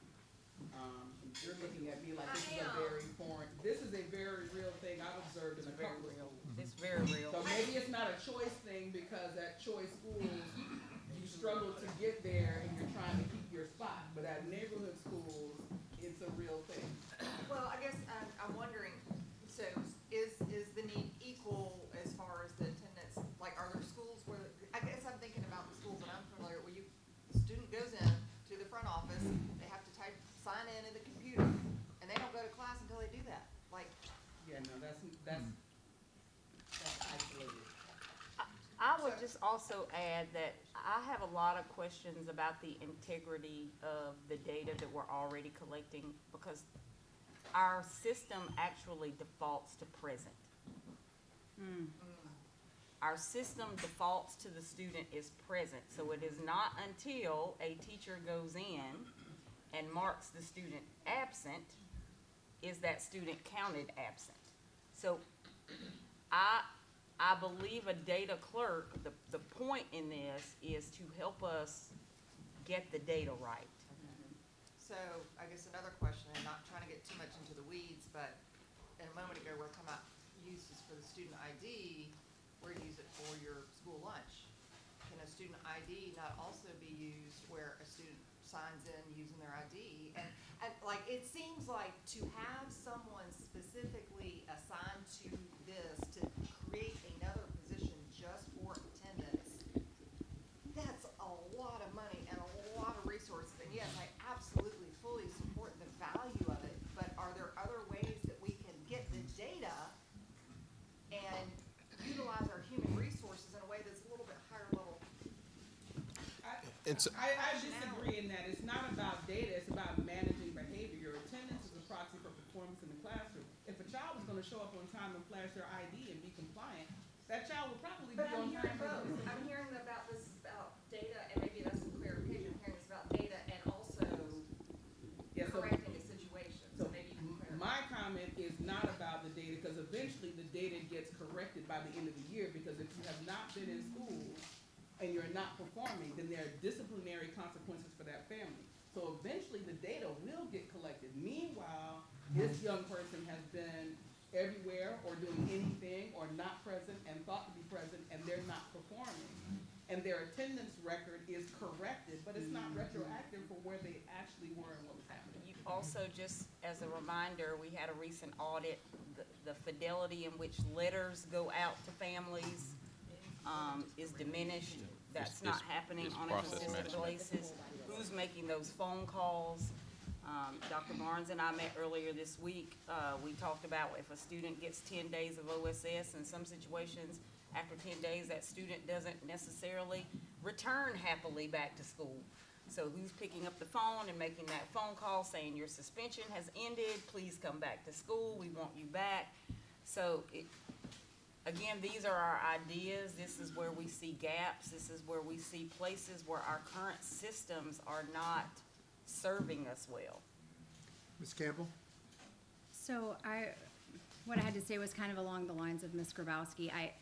I wonder what this position would do once attendance is done. And I understand that attendance can happen throughout the day, but to Dr. Watts's point, I worry a lot about, like we had in the audit, a class day that wasn't even on the schedule as a class day with a P or an A, and they weren't even in school.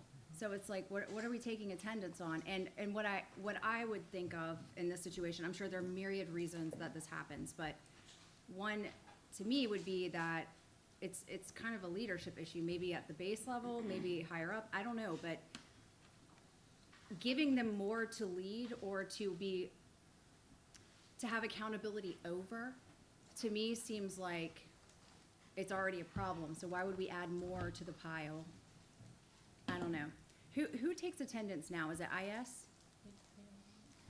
Each individual teacher takes attendance. Well, every teacher does it, and then who consolidates it, like at the end of the day, if they're? I think it varies. It's the IS. IS does. Okay. Yeah, it's the IS, but you also, some other things that other staff members are picking up these duties of the process management of attendance. So in order for us to make sure that we are fairly and accurately managing the attendance process, we need to have a constant role of a responsibility for that, so that not just cleaning up data, but the actual process of mailing out the attendance letters, the process of ensuring that unexcused attendance is accurately captured versus excused attendance is actually captured, to ensure that if a student for some odd reason could have been assigned to ISS in the high school level, that they may have been absent from a teacher's class, but they were present for the school day. Right now, we see that some of those things are gray areas, and if this duty is sometimes, if the ISS is, dealing with multiple things, then somebody else tried to close the gap. In many cases, we don't see the impact of this until we look at the chronic absenteeism data. And then it makes us then go to investigate, why is this the case? And so when talking with school leaders, because I know it's important that we know that what the school voice is, they are trying to accomplish this by any means necessary and using all relevant staff that's available in the school. But we still have that gap in which we, in many times, a consistent person is not there to catch all the things. So in an example in which attendance could have been taken on a day in which we weren't in school, an attendance clerk would have caught that so that we could correct that, and they would have notified the principal that, hey, this happened on this particular day, and that allows the school leaders then to now address the relevant staff on these particular things. But a principal wouldn't normally see that on an everyday basis unless they intentionally look for it. So is there not something in the process then that needs to be fixed? We're looking at both. Both. It's both. We're It's looking both at and. both and. Well, and why wouldn't an information specialist be doing that? Because that's the person right now that it's assigned to. I mean, just about every person owns 5 or 6 or 7 hats, and that's why a lot of times when we get to audits and things like that, you don't see good fidelity on processes. Sure. Because people are, teachers have to man the scanners at the doors, kids are coming in the morning, teachers are outside doing traffic. I mean, we have multiple hats that every individual is owning. I'm so passionate about this because it is a lot, and everything that we want people to do, it somehow trickles down to a classroom teacher, who is probably the least paid person, you know, one of the least paid groups of people in the district. I have a really strong passion about all that we ask teachers to do, but at the same time, we want to ask you to teach Malik how to read.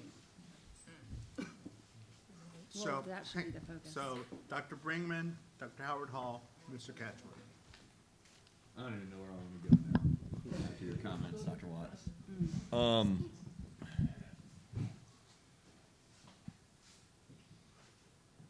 I mean, it goes down, again, it goes down to accountability to me. And I'd like to see just accountability before we make a position. And I get what you're saying about taking it down to the teacher, but I take attendance. It's not. Again, keep in mind, attendance defaults to present, Well, that to me is okay? weird. It is what it is. So we found that out. We So can what correct I wanna- that. What I want to subliminally say to you all, that right now, our data is not tracking improvement. Right. And we may not even be looking at the most accurate data. Oh, I fully agree. If it's tracking towards present, the number that we're looking at is the very best case scenario. Correct. Correct. I hear you. Yeah. I was catching that. You didn't have to paint more of a Okay. picture. I already caught that. Thank you though for taking us all to church. Possibilities. The possibilities, yes. I don't. It doesn't seem. Click. Dr. Howard Hall? I know we're talking about attendance clerks, but I know each school has an administrative secretary and a secretary. And there are some schools that still have vacancies with the secretary. In some cases, you have an administrative secretary doing all of the work and has been doing it for months. So that's a problem even with that process. That's when things show up on the audits. Yes. Because it's one person trying to do all of the work when that vacancy is there. And I don't understand why it would take so long to put someone in those positions like that. I guess that, that's all about leadership, but I'm just bringing that to light. Okay, so we have, yes, Mr. Feliciano. Thank you.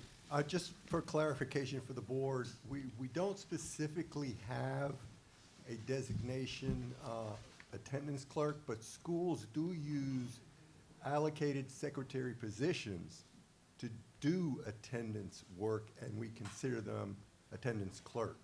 But not all, it's a very small group of schools that do that. And it's the principal that makes that decision. Mr. Ray? I just want to add, I'm very conscious as you see these are just blue sky thinking. I am not saying by the time we all get to the end of this, that we're going to bring all of these things forward to you all, because I also know we do not hire for position so we end up then having a vacancy factor that then trickles over. And so I am pushing really hard on any place where I see adding additional staff. So for me, it's a balance. I know people are wearing too many hats, but I also know more people is not the answer. Because we can create these positions. Guidance counselors, we added positions last year for guidance counselors. We did not hire for those positions. So again, this is a brainstorm conversation. This is where, to get the energy of where you all want us to focus. But when we get down to the end of this, you may not see all of these things on, I will guarantee you won't see all of them. Well, that's a good thing. I'm just trying to gauge where you feel like we should be focusing. Who's next? Mr. Cashmore. Catchmark. It's a chicken or the egg discussion, right? And it goes back to accountability. Microphone. I guess my question Microphone. it does go back to accountability at the end of the day, but you can say that about any role. To me, what is it about the actual mechanics of getting the job done that makes it difficult? So to me, technology, the more we can use technology to make the job easier, the better. Does the teacher check a paper file and then have to deliver it 500 yards away to the office in between classes, or are they on their computer clicking a box? So my point is, They're unclicking have we the box. looked at our process first to make it as efficient and technologically advanced as possible, and now we're like, okay, now we need people? Because I remember every year for a decade, I would be like, when can we get rid of these damn forms I have to fill out 7 different times with a pen at my It's the kid's same school? information over and When over. can we put it on Power School? And then we put it on Power School, and it was like the greatest day of my life. In August, didn't we fill this out 7 times already? So my point is, a lot of these jobs are monotonous. Why do we have high vacancy? Do you want to look at attendance 214 days a year that do the same job over and over? So maybe there's a creative way to do, you know what, you're on a duty station for the month of January, you two are the attendance team, but you don't have to do this as your primary job the entire year. So how do we make the job more attractive, and how do we make it much easier to do using technology before adding people?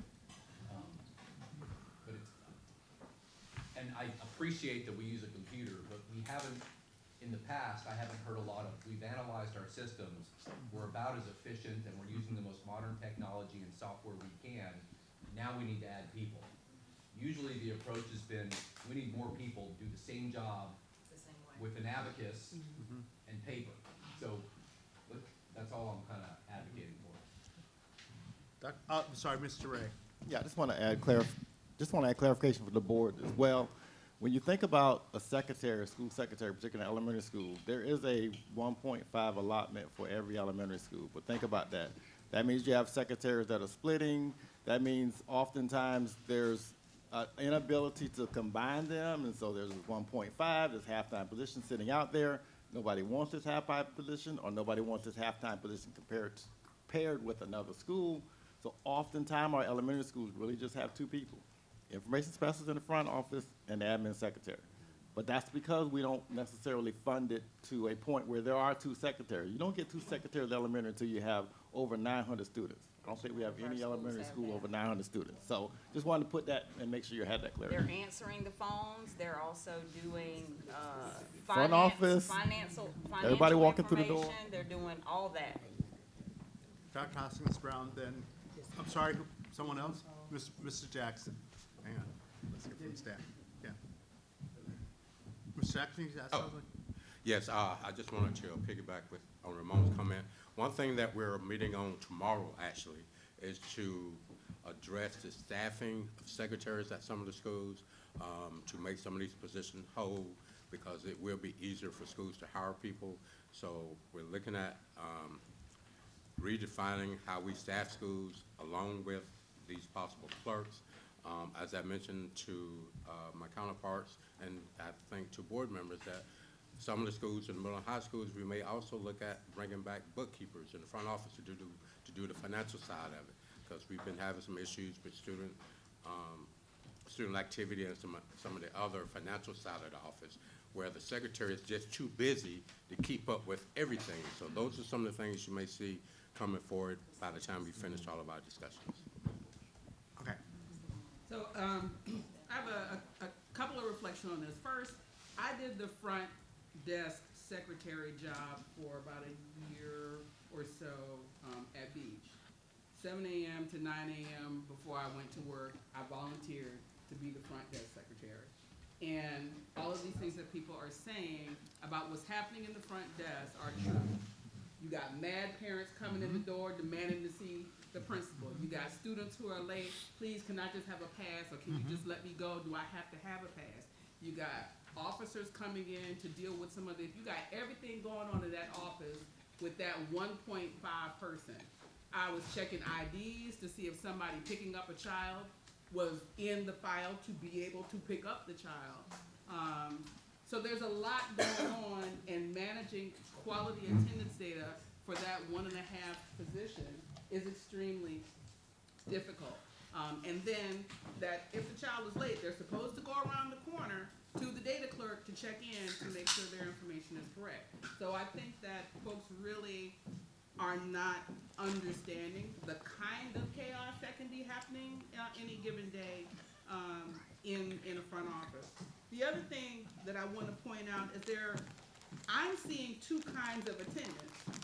There's the attendance, did you show up at school that day, where you're engaging with the front desk. That's easy. You do scan and get a sticker that lets you go to your desk, go to your first class. But then there's are you in your first block class? Are you in your second block class? Or are you like my son? Did you come in and then just hang out until your second block class? Because you like the coach in ISS and he makes you laugh, and then you go to your third block class. The quality of that all-day data is what needs to be addressed, because that attendance data is not always correct. And I see an attendance clerk being able to help reconcile that. Like, not are you in the house, but are you in the house in the room that you're supposed to be in, so that when we see whether or not you're reading at grade level or taking GMAS or whatever it is at the level you're supposed to, not were you in the building hanging out at ISS, were you in the building in the class that was preparing you for that performance indicator. And then, so that's a data quality issue, not just a data collection issue, for someone to work with the teachers for that being recorded. The other thing is, like, this is a lot of discussion. I don't see this being an expensive position. So how much is this body that would be an attendance clerk cost? But it wouldn't. But what I've already heard from you all is that you don't want it in all 55 schools. And if they don't need it and you don't want it, I want it to be in the schools, which was my other point. Put it in the schools where attendance is an issue. Right. So how much is it in the schools that have the issue? Maybe in the high schools too, because that's where they seem to High have school is the biggest issue. Right, Okay. because of the lumping. So what does that warm body cost?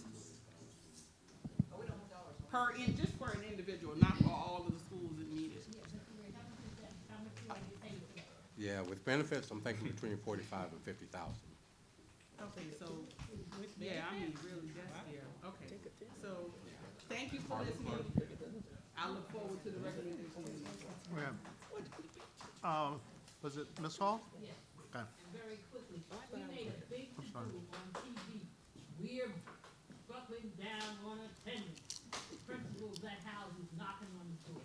We've got to follow up with them. At the schools that need, let's put that correct. Some schools don't need it, but at the schools that need it, and it's usually a correlation with the schools that need it and the poor academic output. Let's go for that. Dr. Howard, sorry. Dr. Howard Hall. I was just gonna comment on my first comment about the secretary and administrative secretaries. It's not an elementary school, it's a middle school that's had one administrative secretary for over 6 months, no help. Mr. Catchmark. I agree with let's put them where they're needed, but let's make sure we know why they're needed. It's not because of support or performance or something else, that they're overwhelmed and need more help. And I don't want to inadvertently penalize the school that's doing a really good job, but they don't get an extra resource because they're doing a good job. And the other school's not doing a good job, so they get more resources. I mean, I don't know how you measure that. But isn't that equity? Yeah, see, because we have a lot of drama in some of our schools. We have a lot of drama that need those two people in that office. drama driven. It's training and assessment, and Okay.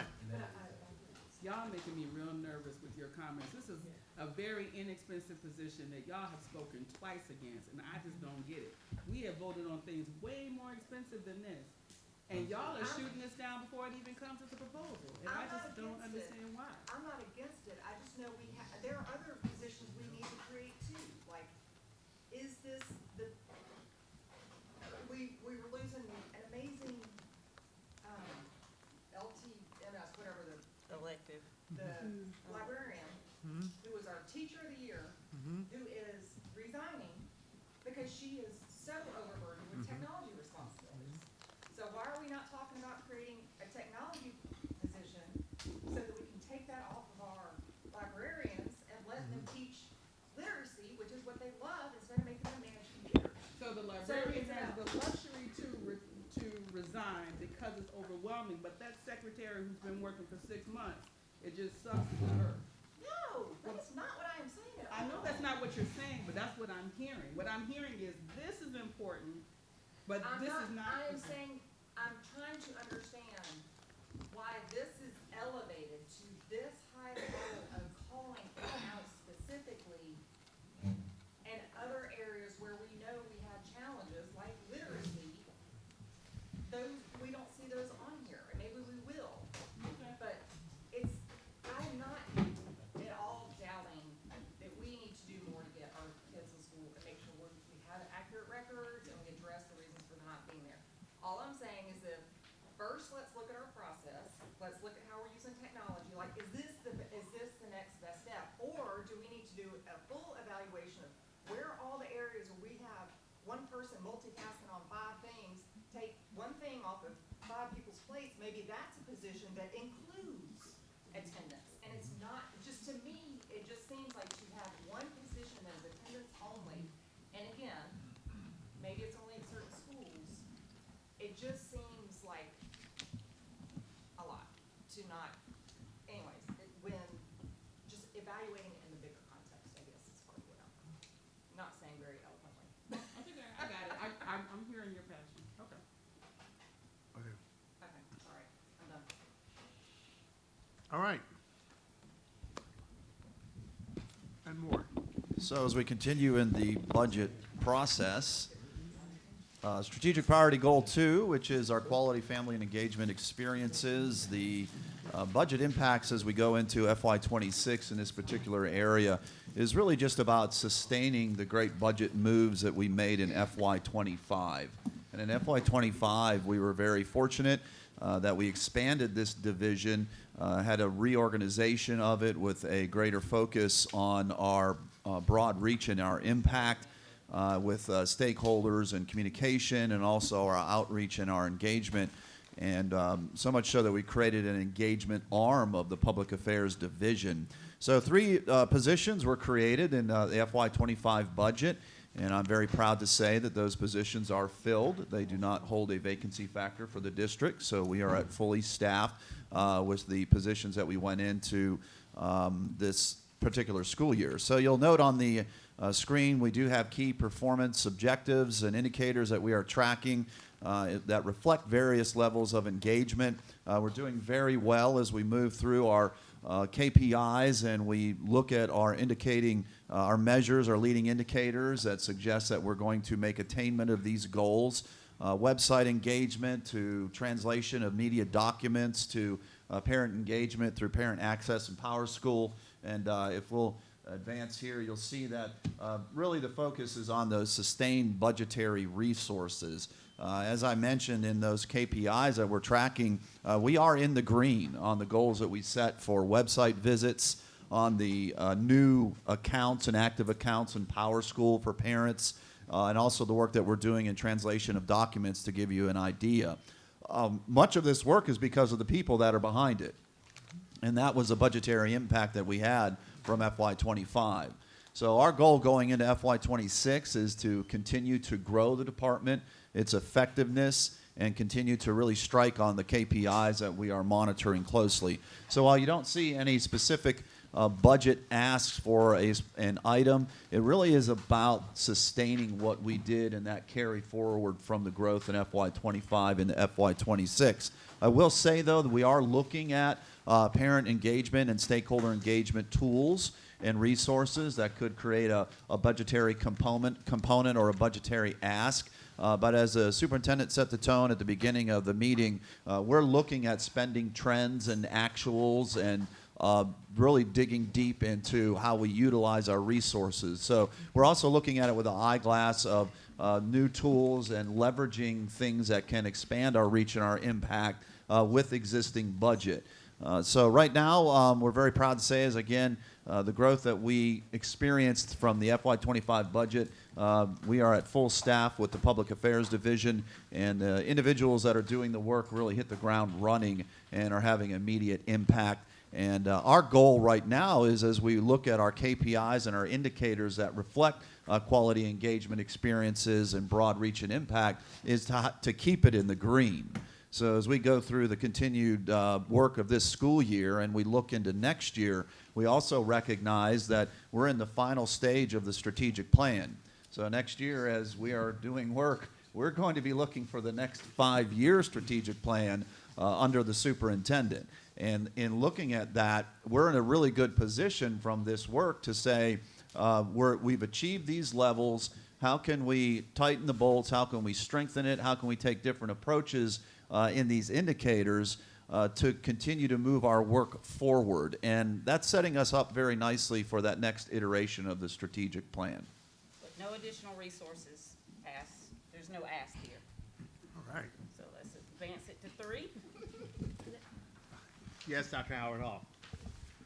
I'm just finding a place to put it, because it was mentioned in the superintendent's monthly report, and I'd just like to have just maybe 5 minutes discussion about those pools being repurposed, because when I look at that, when I see Schumann, I think about children living in East Savannah. When I see Haven, I think about children living in Tatumville. When I see Brock, I think about children living in Woodville and West Savannah.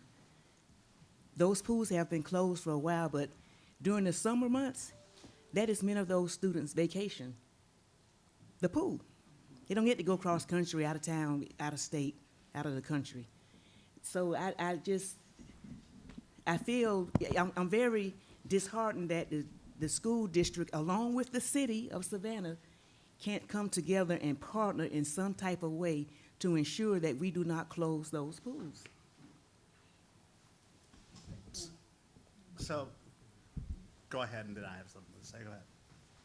Well, when we talked about no longer being in the pool business, I thought we were like totally not gonna be in the pool business, which I didn't like, but I was supportive of it when we made that decision, because of the cost and the risk, and because this is something that the city typically did, and then they got out of it because they didn't want the expense of being in the pool business. So I was surprised that we were still maintaining, that we were gonna keep the Jenkins pool, and I talked to the superintendent about it, and she explained to me what the vision was. The Haven pool has been an important resource, because that was where the City of Savannah's Therapeutics program had their summer program for many young people. So therapeutics, recreational services, even though they were at the Delaware Center, there was a period during the summer when they were at Haven, and that created access to the pools for many young people who didn't. So I like the idea of a geographic balance. Like, if we're gonna have, like, I don't understand one pool, but if there were a geographic balance, it would make sense to me. It would represent equity, and I think it would also be consistent with the traffic that some pools experience versus others. I hadn't seen the traffic as much at Schumann or at WW Law as I had seen at Haven. It is an expense that we would have to be mindful to manage over a long period of time. But if we're in the pool business, I would like for us to be mindfully in the pool business and not just kind of arbitrarily in the pool business with some specific access-related goals. Ms. Grabowski? I'll just say, I have shared those concerns since the first conversation we had about this, Dr. Howard Hall. We are closing pools in the neighborhoods that most need them, I think, that don't have the access to resources. And I would love, I don't know that we should be the ones responsible for that, because it doesn't really seem like a school board function. And it's my understanding in talking with the superintendent previously, that the cities, has a challenge in finding lifeguards. I would love for us to talk with the Coast Guard. They're right here in our community. Is there a partnership that we can work with the Coast? They do lifeguard training already. So can we partner with them to train up more lifeguards? Is there a way to integrate that into schools? Let's find a creative solution. It breaks my heart to think about putting soil into those pools and those communities. So I would love to, we've talked about it since you've been here. I don't know that there's been a solution, but I'd love to find one. Mr. Smith? With these pools, they have been lying dormant for since 2022, the last usage. Haven and Jenkins have been dormant since 2022. Brock and Schumann have been dormant since 2019. Gotcha. I think that those are certainly things to take into consideration, but I also feel as if it may not be long enough to actually close them up totally just yet. So I echo the sentiments of many of my board members as to let's see if we could explore options to keep them open or keep them with the possibility of still being used for a while longer. I do understand that we will need the support of an outside entity to man these pools as to provide lifeguards and the things that we would need, but I believe that's certainly a conversation and a consideration worth rising and working through and thinking through. So, I would love for us to keep these pools open. A couple of things. Number one, I don't like the city getting out of doing things. Okay? We're in the education business. City has the Department of Parks and Recreation. And Leisure Services. That is exactly what the city should be doing. I don't like us picking up things because someone else is not doing their job. And City Council, if you're watching, I love all of you.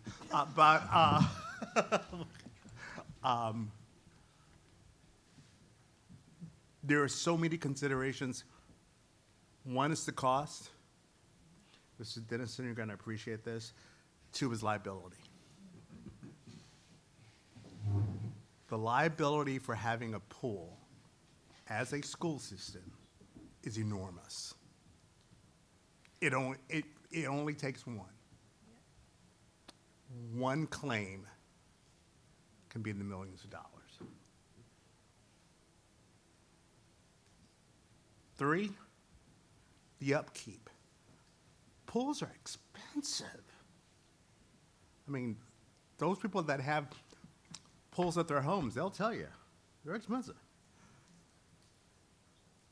And, the last thing is, so who are we hiring lifeguards?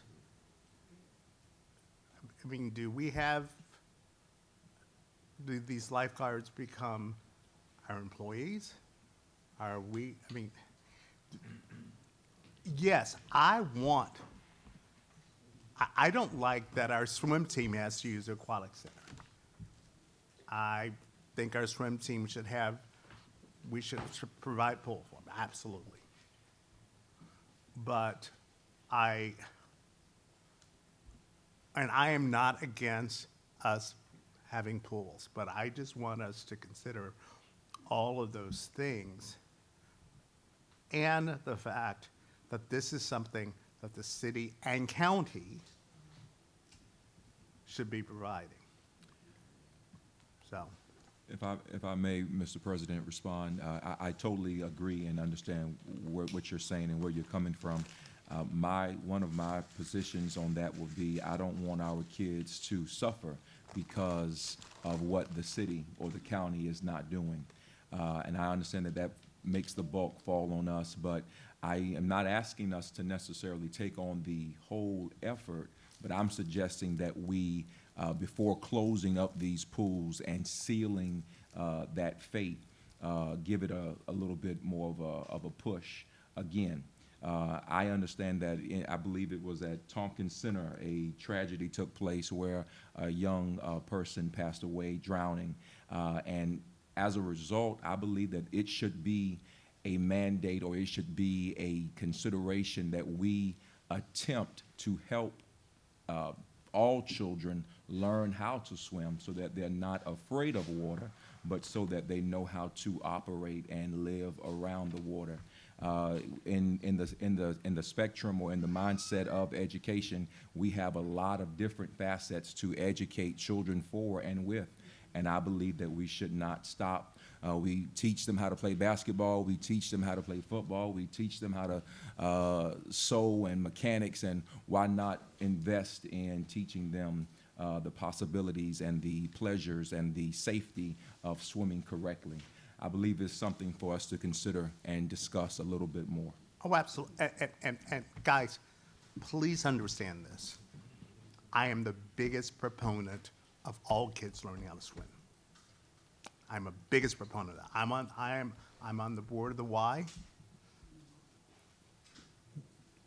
We can talk with the Y about that, about providing lifeguards and everything. But I just want us to understand all the ramifications. There are so many things I would love for us to be doing, but we're in the education business, and I think we need to lean more on other groups to do what, and can we partner with them? Absolutely. Right.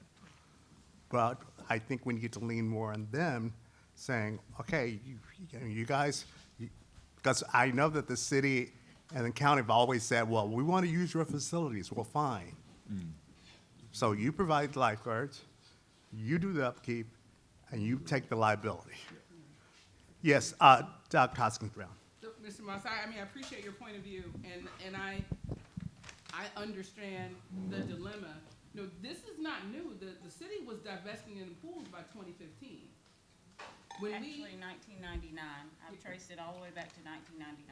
So, thank you. So because we did not own the Jenkins pool initially, we received it. And so my question is, I know that it happened, the movement towards divestment, when I became aware of it, was around 2015, because that was near when they started taking diving boards out because of the risk. When I talked to the person who was over recreation at that time, they indicated that they were moving away from pools for all of the risk. But for some reason near that time, we decided we were going to be in the pool business because we took possession of the Jenkins pool. So my question is, what happened, which doesn't have to be answered now, what happened that we said, okay, we're going to be in the pool business 10 years ago, and now we're not in the pool business? And secondarily, we're really, really smart people. Isn't there something CTAE that we can use to help support instruction with the pools as a vehicle? Underwater robots. I mean, if we could wrap CTAE around 208 Bull, why are we not able to wrap CTAE around, maybe not as many pools as have been released by the city, but one or two? Has there been investigation into that? No, there has not been an investigation into that. I can tell you all that to bring the current pools up to just standard use would basically be anywhere between $600,000 to $1.5 million investment, and that's not the ongoing maintenance. So, you know, that could be one pool, two pools. That's the dollar amount that we would be looking at per pool. Right, that's the one you gave us when we voted that we weren't gonna do pools. I remember the $600,000 as the minimum, and I was like, okay, well, I guess we don't need to be in the pool business. So then, But then we decided, what happened that we decided to keep the Jenkins pool?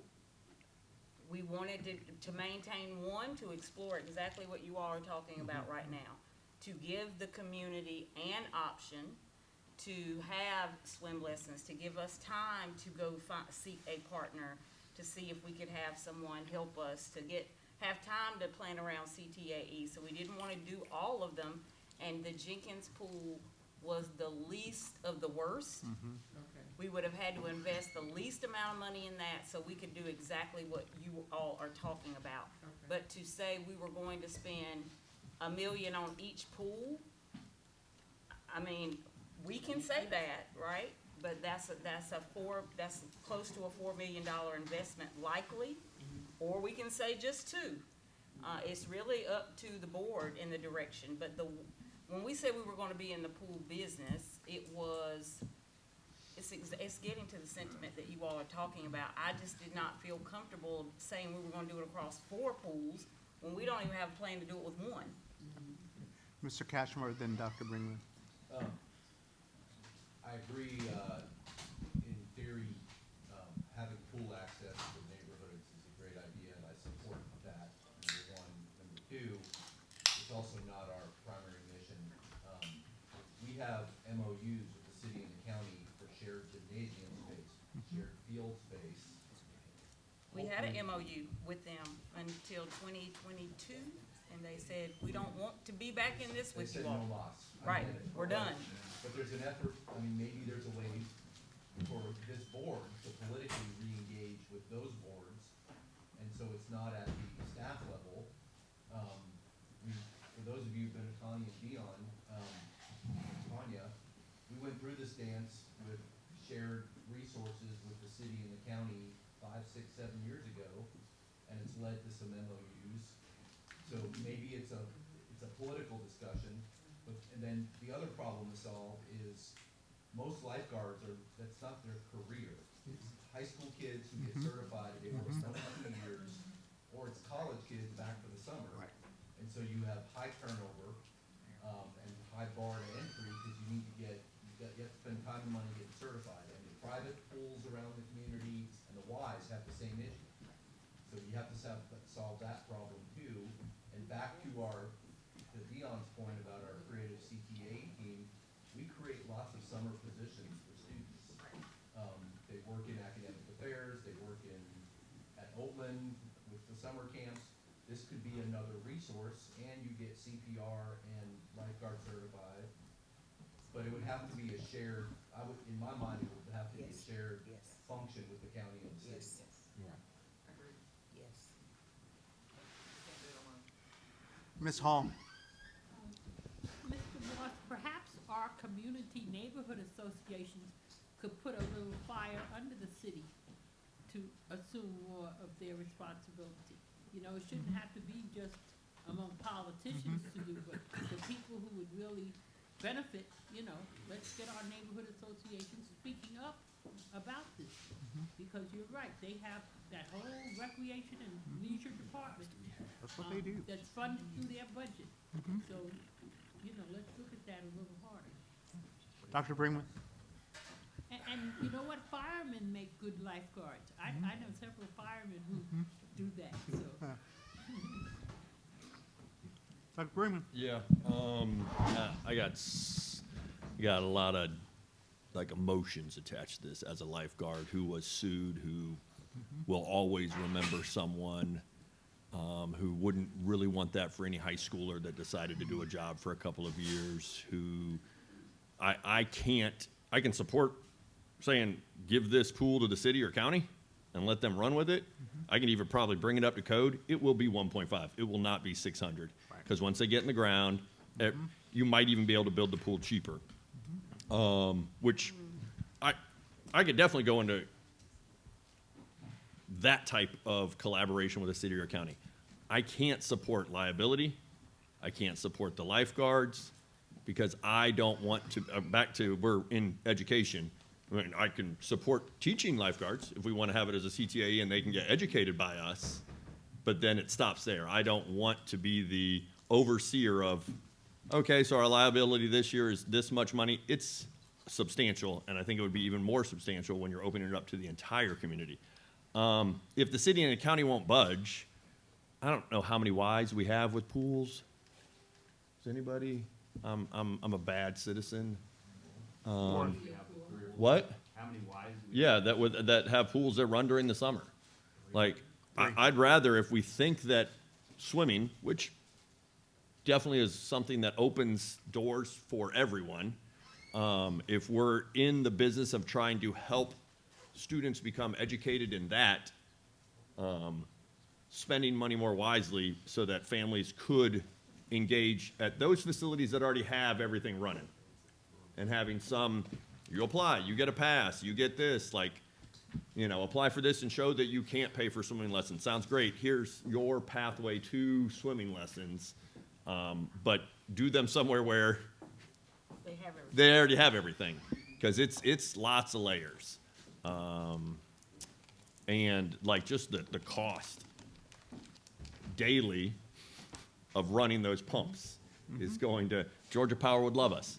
So I'm up for giving away the land or helping the city if they truly want to come into the business, but it's hard for me to say, let's get in the business of running pools during the summer.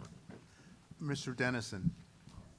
Yeah, I do think one thing is important just for context and in fairness to the city. I mean, I don't think the city has discontinued their initiatives.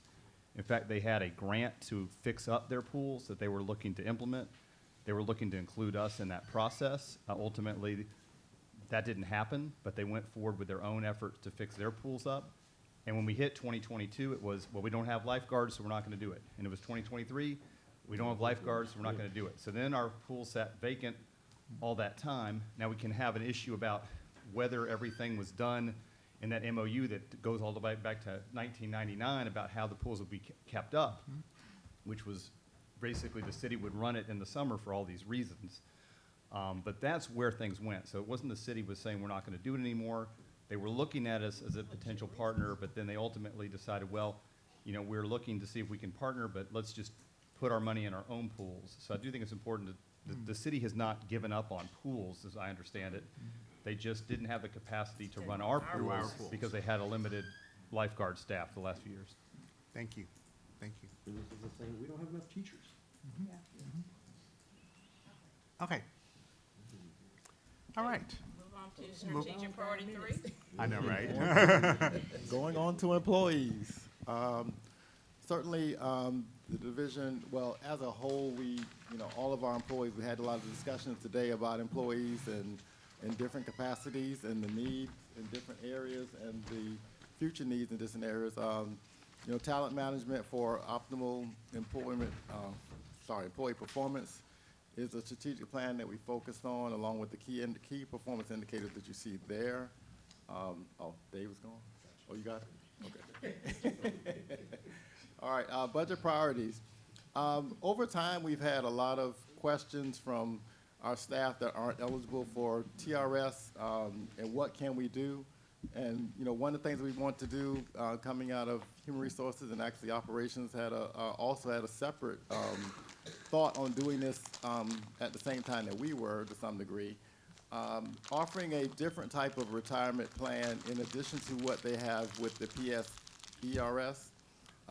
And so that would be what we'd be proposing as we move forward. It would be a 403B, 457B plan that they would have. And again, it would be those that are not eligible for TRS that would be able to have this option. Many other school districts do this in Georgia. A lot of the school districts that do it, they don't also pay into Social Security, so that's kind of the reason why they do it. But there are some that do pay into Social Security and still do it. So this is one of the options that we were thinking of that we would be able to do and propose to the board moving forward to help those employees. Just giving you just a number, an employee with 20 years experience that retires PSERS gets $17 a month. $17 times 20 is $340 a month. And they can't retire till age 65, really.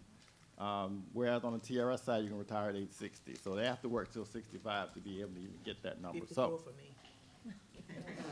And you can. So TRS, you can do a lot less, but you can't do a PSERS. You can't retire at 54 on the PSERS. So that's one thing we want to do. longevity steps we talked about, Mr. Jackson talked about that, those earlier.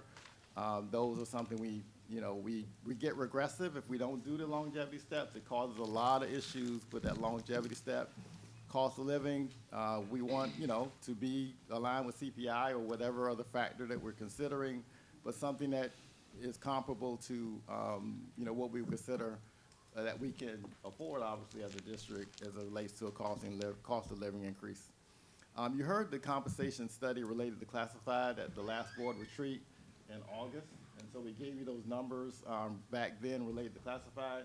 We're getting to about 75% of the certified, maybe 70% of the certified right now. We'll have the numbers related to that shortly.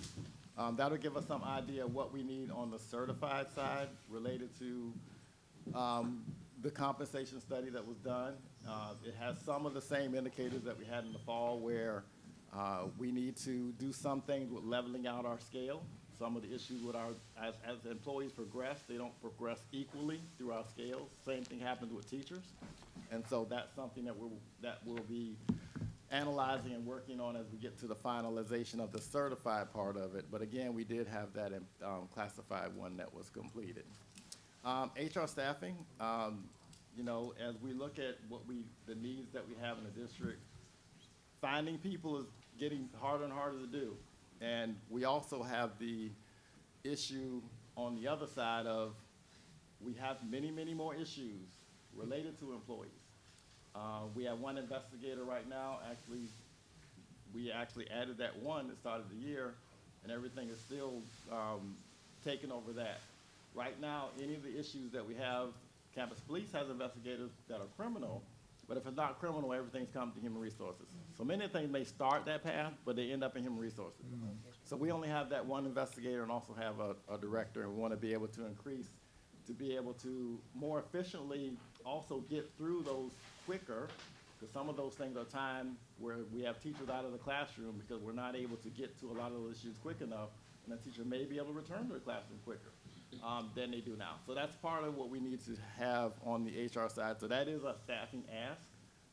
As you look at that, again, where we get to later on, maybe a different where we do our right now, but that's just an ask, as we are currently related to HR staffing. And so hopefully you're able to support those, or again, we'll see where it goes as we go through this process. Yes. I can't remember the number of years when we had a third party for transportation, Laid Law, First Student, Right. all of that. And those employees did not receive TRS, but now they can. Where some may have been working for 10 to 15 years, there's nothing we can do about them trying to help them with that retirement. Right. Well, most of them were PSERS. Some of them might have been might have been eligible for TRS, but the PSERS, there's nothing we could do, either way because they didn't pay into the state retirement system. I don't even know if they were paying into Social Security. So that's part of the reason why PSERS is lower is because they have an assumption that you have Social Security. Well, that may or may not be true. So that's why that age 65 comes in. So they're expecting you to retire at the same time that Social Security is hitting, and that's kind of the rationale for why it's so low. So there's nothing I think we can do to go back and do anything about that.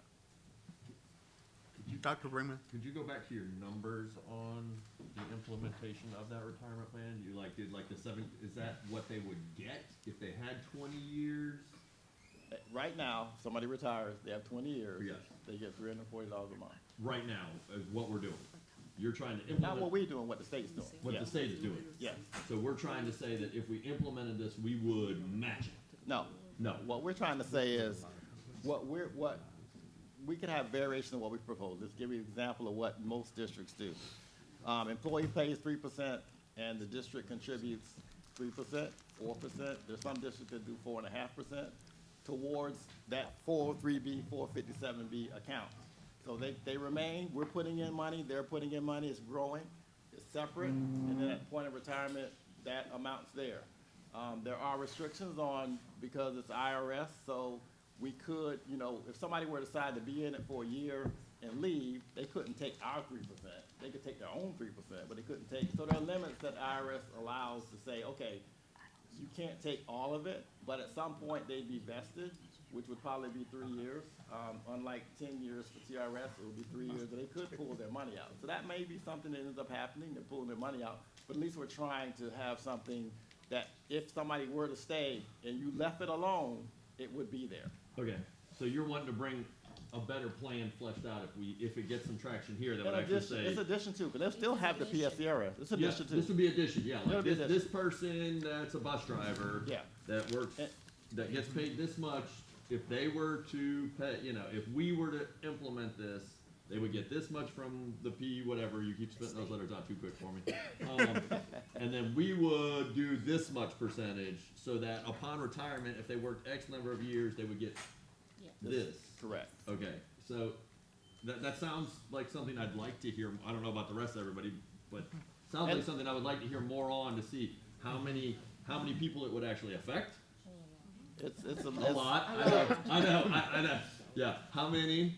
And then what does that look like? Because that would be a reoccurring. Yeah, so just to give you an example of what we run, I think it's 900 employees, maybe 1,000 employees. And the cost is about 3%. In other words, 3% on our side is at about $850,000. For the 3%. Per year. But if we did 4%, it may be 1.2 million. Well, yeah, of course, yeah. Or 5% or whatever. So Okay. it's and it could be higher. Again, the board can make a decision on what it would be, but we want it at least to be a 3-3 as starting. We also would make it default automatic. That was one of the recommendations that we had from Bibb County and others, to make it automatic. In other words, everybody has to get it. All of them have to get it. You got to opt out. If you don't want to do it, then you opt out of doing it. So anybody can opt out, but he said you get a higher percentage when you have to make that choice of not putting in the retirement. Adding it is a lot more difficult than I'm going to take it away. And so that was the suggestion, to automatically do it, but allow everybody to opt out if they wanted to opt out. Of the 3% that they would have to put in to get our 3% Correct. above. Yeah. Correct. If we did it. Yes. Gotcha. Okay, Ms. Campbell? I love this idea. I think this is great. I think this is why I care about the positions that are maybe a little less in salary but if we can do this and get employees that would otherwise not have retirement accounts, I think it's worth it, and I think it shows them that we value them. So I would love to hear as much about this in the future as possible. We will. Good signal, thank you. Ms. Kowalski? So yes, I absolutely support the enhanced employee benefits or retirements, and I believe this is a similar plan to what you have, like local government employees have. Yeah. Because I know when I was working for local government, I had 457. It's just like a 401k, but it's for public sector. Public sector. It's for public sector employees versus private sector. Yes. So that's really, it's the same kind of thing, just to equate it. Same thing. So absolutely in favor. I love that you have to opt out instead of opt in. So all that is wonderful. I had a question about the cost of living increase. Do we have a policy about cost of living that's tied to the CPI or other? Because in the past, it kind of seems like we get presented with a number, and it's kind of like, well, where'd this number come from? Right. And it seems like it might be good for us to discuss potentially a policy that would make it more of a known factor to our employees and a more systematic approach to how we, so just throw that out there for further consideration. Not necessarily now, but at some point. Can I give a historical context? Sure. We did have a workforce compensation plan. Mr. Katchmar, Dr. Hoskins Brown, others will remember. And one of the things that we put as a non-negotiable that the board agreed to was that longevity step. And that longevity step has an amount, Mr. Jackson showed you. Cost of living, the board at the time didn't want to be concrete on the cost of living because it would lock them in, and if there was something, if they had other policy, then they'd be forced to do it, and then you'd have a lot less flexibility on others. So if you're going to consider that, just wanted to give you some context of why it wasn't done before, but it did come up. I don't know if any board members want to mention something about it. Ms. Katchmar. Mr. Katchmar? Yeah, there was discussion about making it a part of policy, and then because of that concern, there was the backup of, let's make it automatic unless we opt out. So it was harder to opt out than to opt in. Just what Bibb County said, same concept. So normal comp adjustment is whatever the CPI by whoever says that the CPI is. And if the board wants to change it from a budget perspective, we have to affirmatively do it. The other discussion was, I still like this idea, our comp has to be in the top 5 or 10% of the state at all times, and we reevaluate every 2 or 3 years. Because it's really a recruitment and retention issue. And we do this kind of thing ad hoc right now. You know, one year we look at CPI, the other year we look at, the salary scale, the other year we look at step increases. Let's just set a policy that says we want our comp to be this in relation to our competitors. Here are the metrics we're gonna look at every year that need to be adjusted. And we start from there, and then we're not doing it ad hoc all the time. Can I ask a clarifying question? When you say top 5% in the state, is that in the education market Yeah, yeah, only yeah. or the general market? Education. Got it. But there's two comparators. Like our big thing used to be, we offered when I first got on the board, Connie and Dion, you might remember when we got rid of this, but we offered like a supplement, a Chatham County supplement over and above other counties. We got rid of that. But there was some extra things we did to entice people here, come teach at the beach. But we were competing with Beaufort County and Effingham County and Bryan County. So that's our real, for Got it. people who want to stay in this region, we need to be competitive with them. But then we also need to attract talent from Atlanta, around the state. Why would somebody want to move here? Well, they have a policy that says they want to be in the top 5, 10, 15, whatever it is, percent of total compensation, and they look at it every year. If I'm an employee and my employer is doing that as a recruitment and retention tool, it's powerful. The flip side is, it's a boatload of money. Right. It is, and when you also factor in the 2 to 1, so if we're recruiting from Atlanta, somebody coming to us with 10 years of experience is only gonna get 5 years. But that's us, that's an us Right, issue. right, exactly. I'm just bringing it, Right. The real issue is unfunded mandates from the state, and we don't know what the PRS and healthcare adjustment is every year. And then, as a matter of policy, we've always extended those same changes to staff not covered by governor, $3,000 Yes. raise, et cetera. So it's very expensive, but I'm gonna go back to what you said at the beginning of this retreat. Our budget reflects our values. And there's a shortage of teachers, there's a shortage of staff.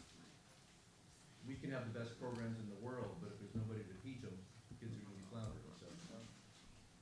Well, and it seems Ms. to me that Kowalski. we've got the second phase of the compensation study that's gonna be coming out, that after we receive that information, be a really good time to take a big, holistic, big picture view. I love some of the ideas Mr. Patchmore is saying about let's make this a little bit more of a, less of a hodgepodge approach. Right. And more systemic. So what, Ms. Holland, then I'll say something, go ahead. A few weeks ago, I mentioned to Mr. Catchmore that I had seen some teachers who were, to me, not dressed appropriately for teaching. And what he said to me was, probably we're not paying them enough, so that the way they look and dress. I'm sorry. At the hockey. I'm just a foil. At the hockey game, I mentioned it too. That perhaps that's not a top priority, how they look, because, so, all of these things that will show teachers we value them, please bring forward Dr. Watts. So I'm gonna bring up something that Mr. Catchmar and I have been harping on for the last year, and I'm gonna harp again.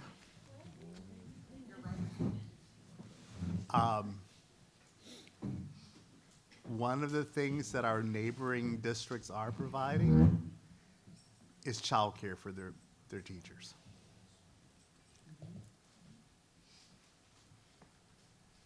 Childcare is, of all of the benefits, and any of you that have school-age kids or young kids, you know the cost of childcare. And so imagine you're a first-year teacher, and you have kids. That takes up your check. So I would once again really stress that we address that. The other we can address immediately, but we also have to look at, and this is, everyone in Chatham County is talking about this, we've got to have affordable housing. And if we can work out workforce housing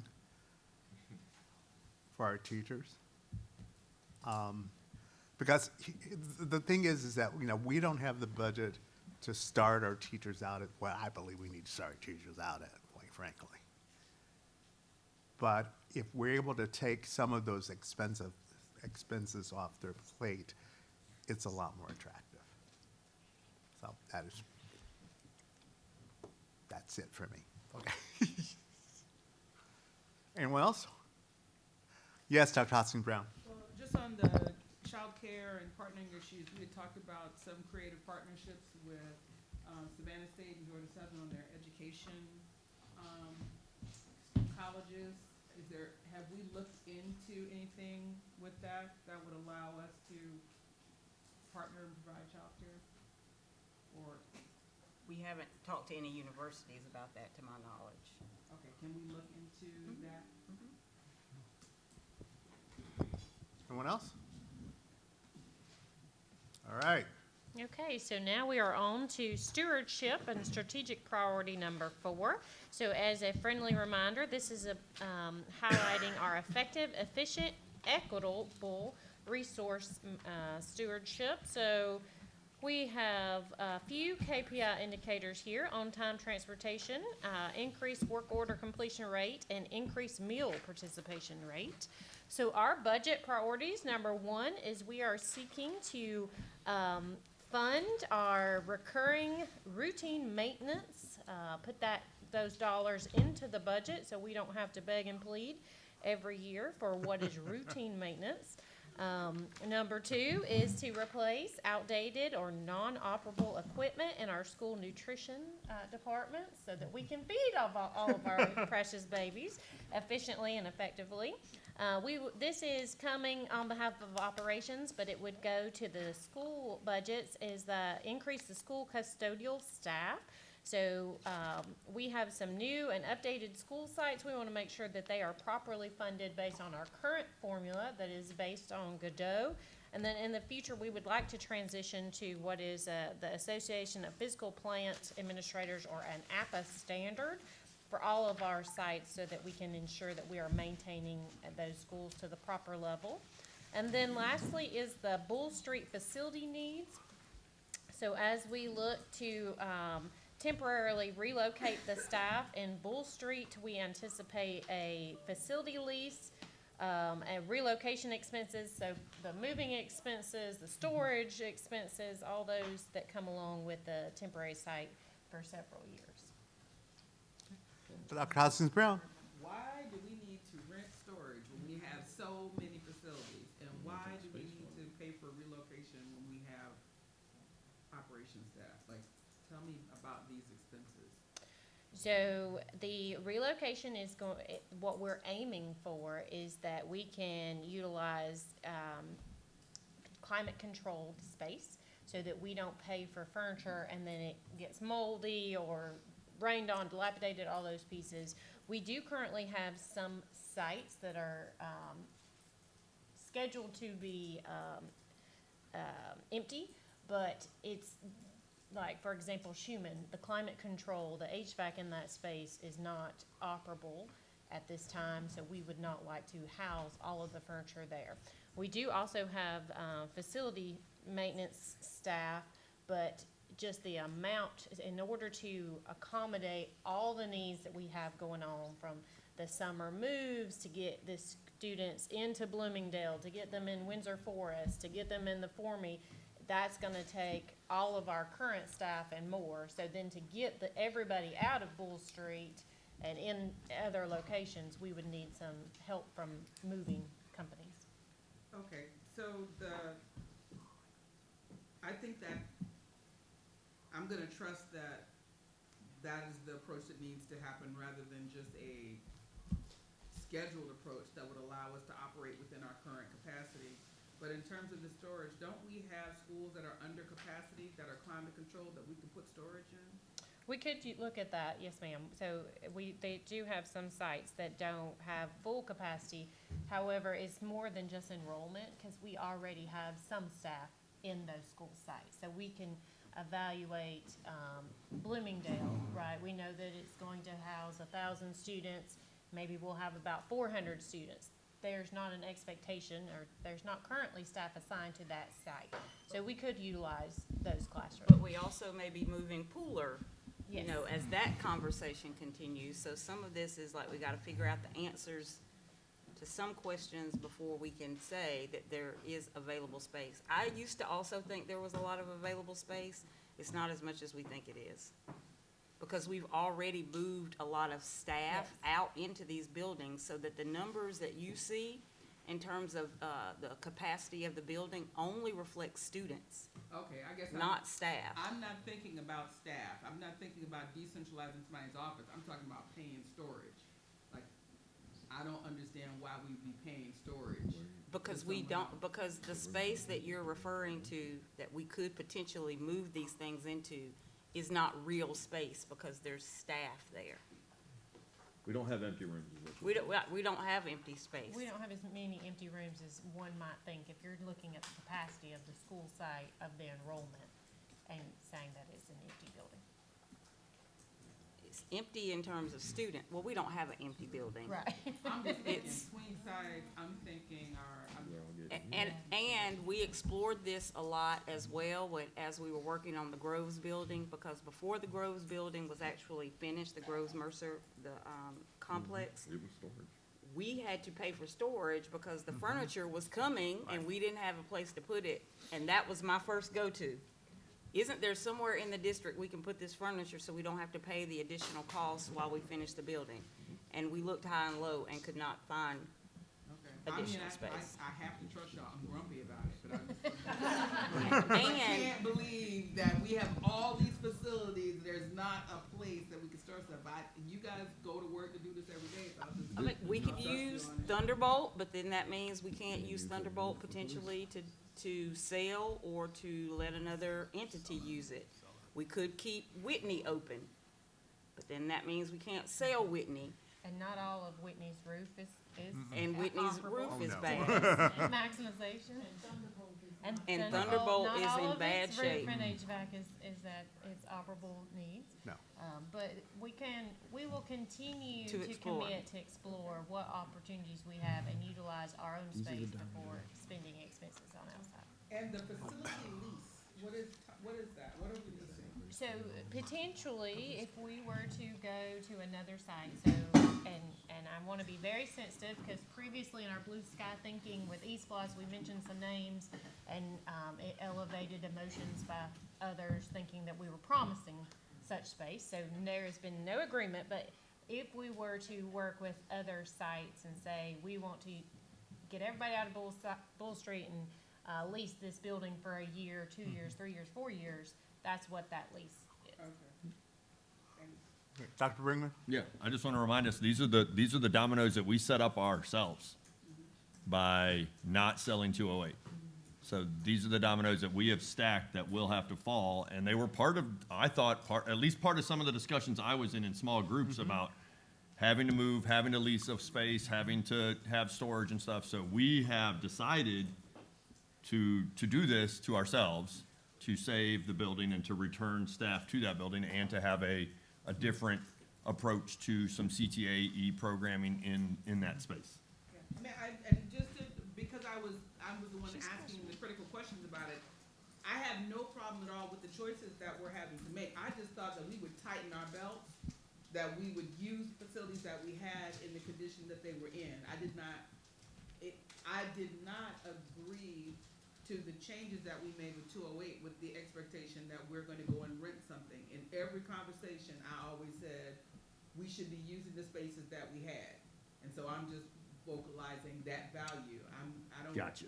I try not to buy new clothes and say I need to add another closet. I try to go into my old closet and throw some clothes away. That is what I'm hoping that we would do, but I'm understanding that might not be possible.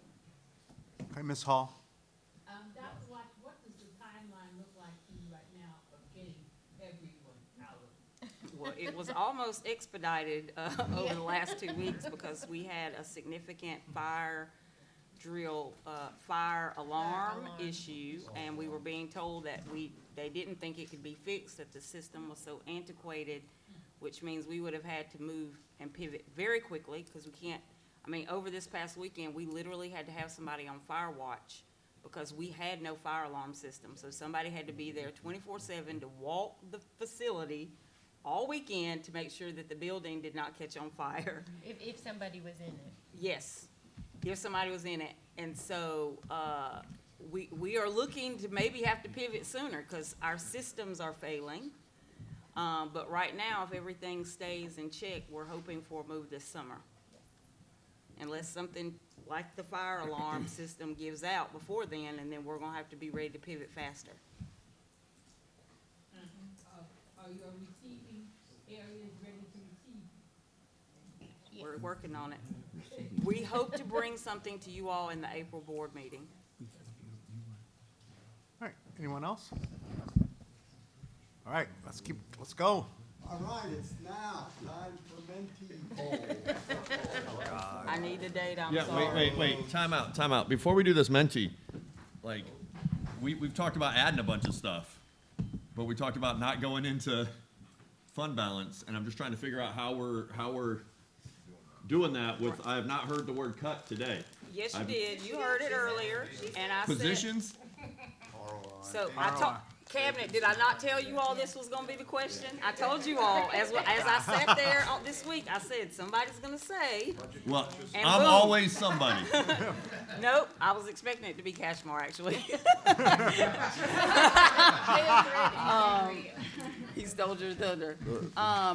Again, I just want to reiterate that this process is not only included what we need to add or sustain, it also, you all aren't hearing about the cuts.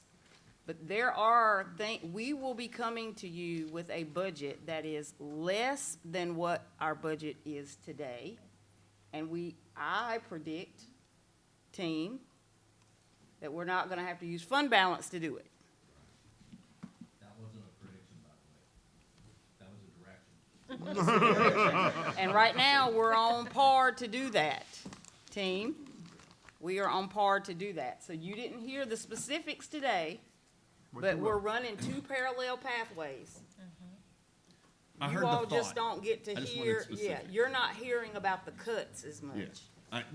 Did you hear I about- remember you saying that you were gonna get there. I heard Yes. I want the cuts. I hear you. I wanna see the bleeding. I asked the same question to the team. I said, I'm a board member, and the first thing I would ask is, how are you doing, you're just gonna add stuff without taking away stuff, so the question makes perfect sense to Thank me. you. I'm gonna stop, because I'm perfect. I would have liked to prioritize the cuts as well as the addition. Oh, I think we're gonna get there. Okay, there's a bit to be. Not today. Not today. So the parallel. There is an other column, so. Dr. Howard Hall. So the paralleling would be central and school level? I'm asking, well, it's not enough. I don't really anticipate cutting anything from the school level. Maybe some efficiency findings and some. I don't anticipate cutting anything from school level. Ms. Grabowski. So what I heard Dr. Watts you say earlier, I think, I don't want to put words in your mouth because we haven't seen it yet, but is that you have found some areas that have more robust funding than perhaps they need to have. So that's probably an area where we can anticipate seeing some cuts, which I think is good. Like, I think that's something we all look forward to seeing what that So looks like. here's the example that I will give you all, and Larry, you may have to help me put some color around this. Right now, we have a vacancy factor in the district that is about what, 7 million? $8 million with the benefits out of it. So, in other words, every year we predict that we're gonna carry about $8 million worth of vacancies. When in actuality, we've carried much more than that. way more than that. So we may need to look at how we leverage the vacancy factor differently so that we're not budgeting for money that we don't actually use. Does that make sense? Sure, sure. Okay. And then the second, this morning when Stacy was talking about the ROI, we kind of kept on going because we were supposed to be good and not talk. And I've shared my feedback directly with Ms. Taylor. And I love and appreciate that we are doing that. I think it's absolutely critical.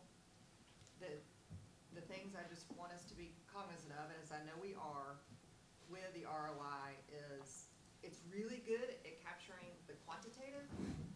It can be harder to capture the qualitative. And so I just want to make absolute sure that we're not missing that qualitative, including the student experience, especially when we're talking about programs that involve our students. There was something else I was gonna say with that. But that's just kind of, the other part of that is, and you have to talk, is with some of these programs, and I'll use our partnership with the Mediation Center as an example. It's not an inexpensive program, but it is an upstream solution to avoid future expenses. And those are much harder to quantify in an ROI. And I'm not sure how we're gonna reflect that yet, but look forward to seeing the way in which we evaluate those kind of upstream programs and the ones that might be a little bit harder to put a dollar figure directly tied to, and ones that address multiple benefits, academic, social, emotional wellness, all those types of things. So, Ms. Taylor, it's like, response ready to go. Just received, and we have talked about it directly, but what I'll say for the group is if you go back and remember what I shared, is the approach is tiered, and much of what we're doing requires us to do deeper analysis, because a lot of it, as you and I've talked about, was qualitative, and so we want to bolster the qualitative side to hear school and student voice as we continue to go through the process, but also being mindful that what we're doing is looking at the things that we say may not be efficient, but we're digging deeper. So we're looking at the data in different ways. You even heard today something surface about, well, have you ever looked at it this way? So that's what we're doing. We're triangulating the data. We're doing the studies, and what that means is going into the field. So we have, you've heard me reference Dr. Colbert. She's actually going to schools, experiencing what teachers are experiencing around some of these programs, talking to teachers, talking to leaders, and so that's all baked into the process. So there's not an absence of that. Do we need to work harder to codify it and bolster it? Yes, but we're in the process of doing that. So definitely heard, and I think it's a balance. We're building a system as we're trying to implement it too. Absolutely. And it's hard. So that's why I don't think you're going to see significant, huge changes in the program inventory. Because I would be reluctant to just rip something out without fully understanding. And this year, that understanding, that muscle is being built. Next year will be much better. Right. Yes. Right. And that case is more comfortable. Right. Yeah. Ms. Hall? Dr. Watson, we want to show those students who you spoke to at the Senate that we take what they say seriously. If we were to look at their school day and see where we could put some breaks in there for the kids, a study hall instead of, every moment of the day, their program too. That would affect the faculty day also. And it would Absolutely. affect the curriculum. So I hope we're spending some time really looking at that to see what that might do for us. Yes, ma'am. For the students, what they requested, did they ask for like group work time? I know when we were looking at the design, Microphone? when we were looking at the design for, new schools, some of the models that we looked at had group work areas when we were looking, at designing New Hampstead and Jenkins, and so I'm wondering if group work blocks or collaborative work blocks were something that the students were aware of, or did they just want a break to bell, run, bell, run? The word that they actually, the theme of what they were asking about was really centered around the word more connection time. And they talked about it not just from a student-to-student connection time, but they also want more time with counselors. And they say right now, their counselors are so inundated with things like the master schedule, reviewing transcripts, grades, attendance, that the counselors really are not sitting down with them to counsel because they're doing other things, right? They're doing the technical things they have to do, helping FAFSA documents. And so it was, I would say you may have seen the word breaks, and maybe that was the word that they used, but the theme that resonated with me more was the word connection time. And it was connection with teachers, relationships with counselors, and relationships with each other. So to me, it was a bigger ask, and it made me think about staffing as well. The good news about that is I'm really tearing that group up to bring them to you all in April to present to you. And so you're not hearing it filtered through me, you're hearing it from them. I love it. And so that's what we'll be working with them on over the next month and a half. Dr. Howard Hall? Just a question about the selection of students. Are we talking to more than just the top tier students, if that's the way to put it? That has You know. been my request for the last 2 years. I do think this iteration of Senate was a better, more diversified group. Let me say that, was a more diversified group, but I still don't think we got there yet. I don't think so. Because so these students, I'm telling y'all, future CEOs, future superintendents, future attorneys, you get them in a room, they could argue with any of you and be very compelling. And I'm not saying other kids cannot do that, but these kids were clearly some of our top students. So what we're doing to expand that group is we had 120 students that applied. Any student that applied gets to come in March. Not any, some. Some of the students that applied but did not necessarily get picked will be able to come, any of them. And then we're also asking that group to invite someone that they know may be struggling with attendance, discipline, or grades, right. so that we can broaden the perspective, because they see their peers, they know what's happening or not happening, and so they will then be reaching out to grab others to pull them up into the conversation. Yes, because that may help us get to the root cause of a lot of issues with culture. And I need to hear from those kids. Ms. Hall? Just very quickly, a lot of us were at the Star Luncheon. That is the best one since I've been on the board, I think, that we've had. Those children, they made you so proud. They were so, first of all, they know how to speak quickly. You know, I'm taking too much time to go. But they were so tardy and so appreciative of their teachers and specifically why. It was just wonderful. That was the best one. I will say this group did not sugarcoat anything.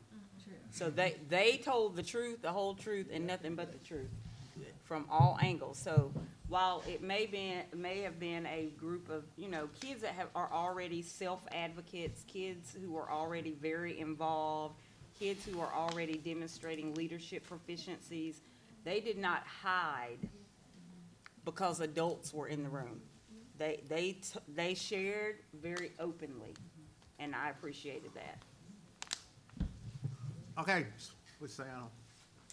All right, we ready. This is for board members only. The Menti poll, this is for board members only. So if you can scan your QR code, it is an opportunity for the board to share their thoughts on what the administration should focus more on what's important to the board. In the end, you'll have the opportunity to add additional items that were not listed. So I'm gonna go ahead and Is it in our? share it up front. Yeah, it's on, here you go. Very good. Got it.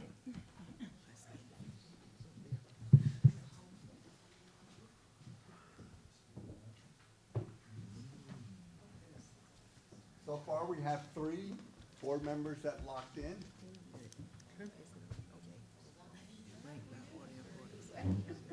I already did mine. Now I'm just doing thumbs up. We see.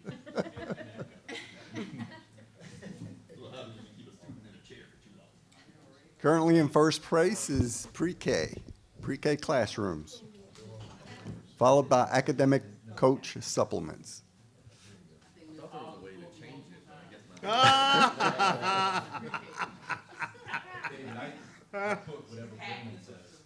Okay, that's fine. I asked him if I had to rank everything. He said Still 3. Can I ask a Like all of them? Can I ask a clarifying question? No, Yes. you put which one you want. Right, no, that's fine. We want you to put what the things that you want us to move forward. I thought we investigated Okay, it. so it doesn't have to be all of them. Oh, I thought We it don't was. want it to be no. Are we, didn't we I just put them all in. already approve the K-12 math textbooks? Aren't we kind of locked into that?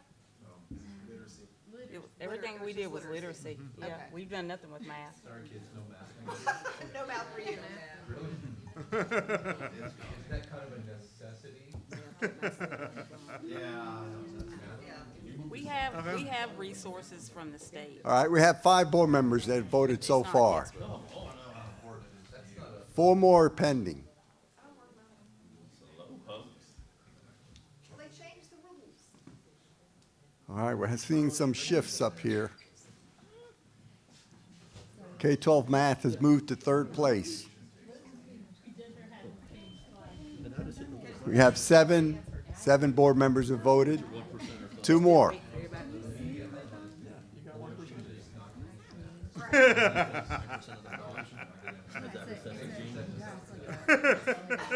I'll take it. I'll take it. I'll take ownership of it. All right, we got 8 that have voted. We need 1 more. And there's the 9th one. So number 1 is additional pre-K classrooms. Number 2, adolescent literacy, professional development. And the 3rd one is the adoption of the K-12 math textbooks. We will now move to strategic priority 3. As you recall, strategic priority 2, there's no additional need in funding for this coming school year. It's a continuation of the existing programs.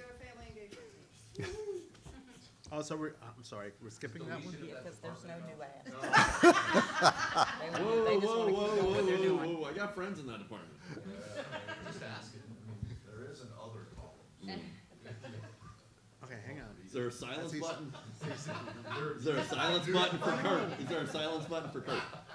All right, we got 2 votes in. Wait a minute. Oh, okay. I thought we were skipping that one. We're skipping 2, but we're on 3 now. We're on 3, well, my 3 hasn't. We're on 3. My 3 hasn't come up. 7 board members are pending. You should be on employees now. I hit, oh, you know what, I hit. Operator error. How do you go back? I didn't think you could even go full. You submitted before. I submitted, yeah. Too bad. Get another phone, but don't just hit skip on the first. Can you please define compensation study? I thought we were already doing those. We're doing it, but it's the, do you want us to investigate the implications of it? That one might be a little bit unfair, because you don't know what it's gonna be. True, okay. I'm not voting for it. Just like 581. Right. Precisely. Okay, you're not gonna have me on this one. Put everything on there. Okay. All right, 6 board members keep- so far have voted. How many? 6. 8. Dion stepped out. 1 more. 1 more. Oh, no, I'm the 1 more and I can't do it. Yeah. So the 403, 457 takes the 1st place. Hey, Brian. 2nd is compensation study for certified, and then 3rd for classified compensation study. We digress. We are throwing. All right, strategic priority 4. It's in a rack. Okay, hang on. Yay! Catch that one on the film, on the playback. Touchdown pass, David to David. Look at that. Oh. Unless it's spelled, oh, that was All right, we're pending board members' votes on strategic priority 4.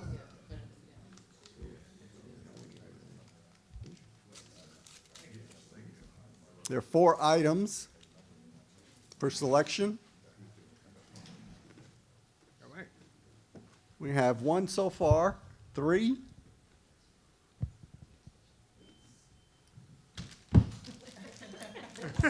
Three so far. Number 1 is replacement of school nutrition equipment. Got 5. They need to be out of that building before it catches a fire with dust. School nutrition equipment is still holding number 1. Up. Just moved to routine maintenance, has taken number 1. We got 8 board members that voted. Come around the corner is Beetle Bomb. We need 1 more board member to vote. Kicking it down, y'all keep kicking it.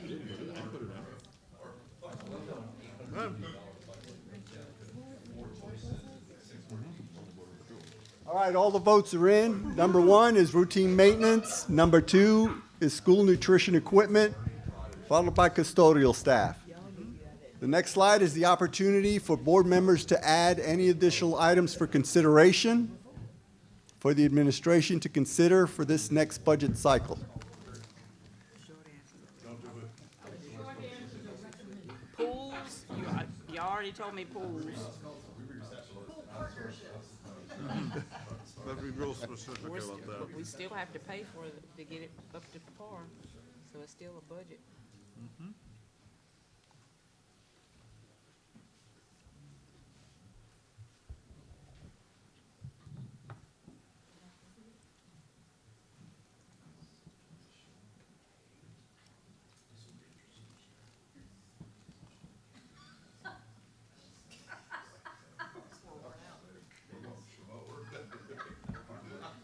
We got child care for teachers on the board.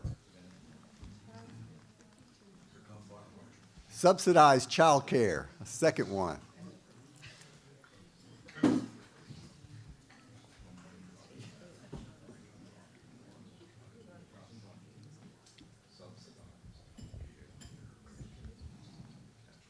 Pools. It's made the list.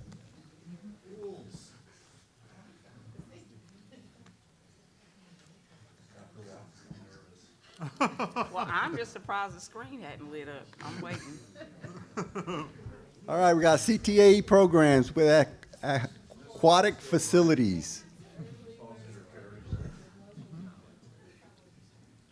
Early learning partnership with local colleges, pool partnerships, employee child care.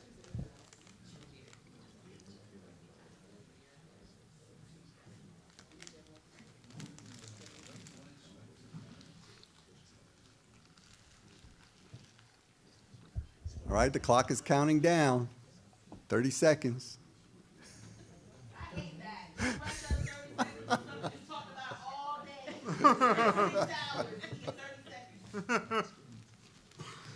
Motion for an extension of time, please. It's moving through the house. Motion's been tabled.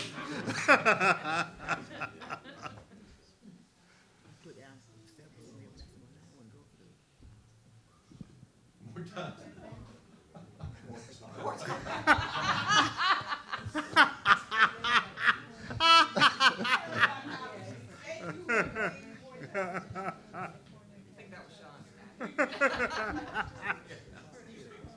Lots on pools and lots on childcare.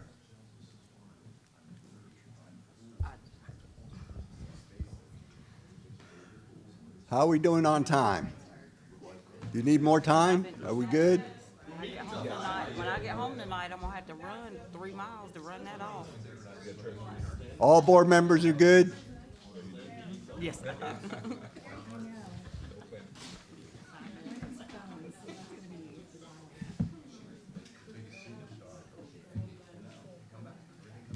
All right, thank you all for the feedback. We do have an adjustment in our schedule for the remainder of the day because we obviously used a lot of time that we did allotted for other topics, and so I yield to Kurt to reset the schedule for the rest of the day.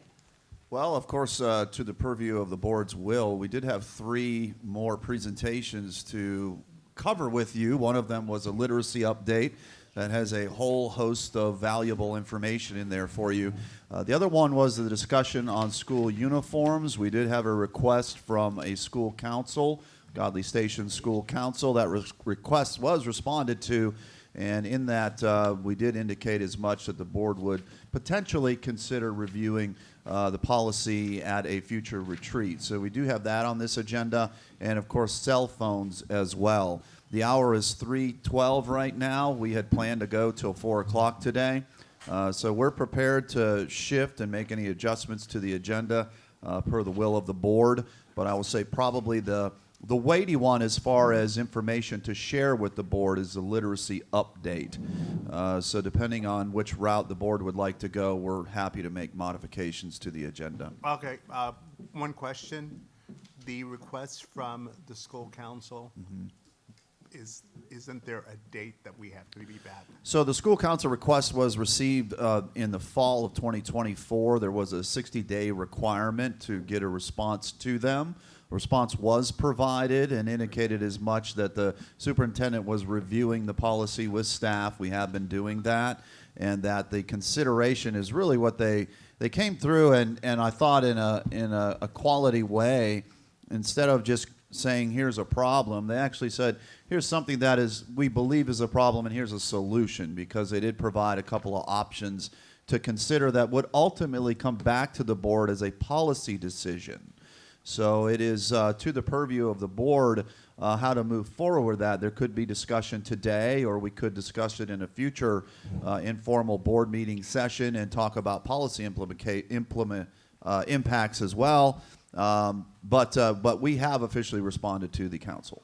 Okay, Dr. Brinkman, then Dr. Ossens-Brown. Motion to follow our North Star, and then move the other two to an informal. Yeah, because we have two people that have come here today to share with us, and I believe the other two are just are. What? Everybody's here that needs to be here on all the presentations. I didn't know that there were other Yes. special people for other things too. I'm sorry for not knowing. I still think, I'm going to go back to Catchmar. You said it today. We're in the business of education. And I know all of those kind of play a role into it, but literacy probably more than any of it. So I would like to hear that. I don't know.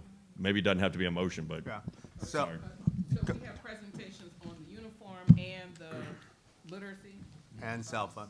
Can we do 15 minutes each? Exactly. This is 30 slides.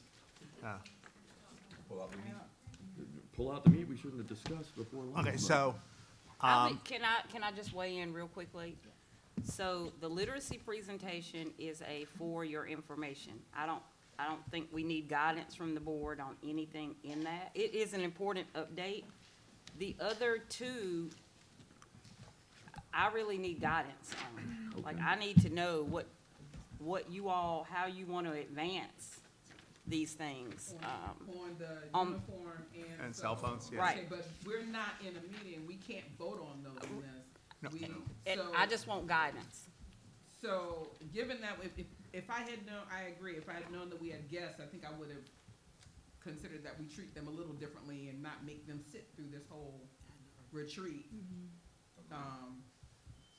Or, not have had the prolonged discussion. So I would suggest that we have a presentation from our guests who want to talk to these issues, and then have an abbreviated discussion of the literacy plan. I do want to, I've read this literacy plan. I think it's important that we register some discussion on it in this retreat, even if it's abbreviated and we have to go next on. But I think out of courtesy to our community members that we need to hear their presentation. Maybe we just jump to questions. I didn't know we had, who are our guests? I didn't know we had guests. No, there are no community members. We do have Miss Dennis here. Staff. Or Oh, okay. it's all I thought staff. Right. That's if we had I'm guests. confused about Yes. guests. Okay. Staff, not to say that we don't value your time like guests, but. Not the normals that have to show Yeah. up all the time to everything that we add, like the special. I think that because those two issues are policy issues that we can't make a decision on today anyway, that those are most ripe for moving to an informal discussion. If you're trying to make. But I think she's trying to look for guidance from us as to how to craft those into a recommendation for a potential modified policy. I don't want to speak for her. Is she trying to do that by March 6th? Let the literacy go to the informal and Mhm. give her some guidance.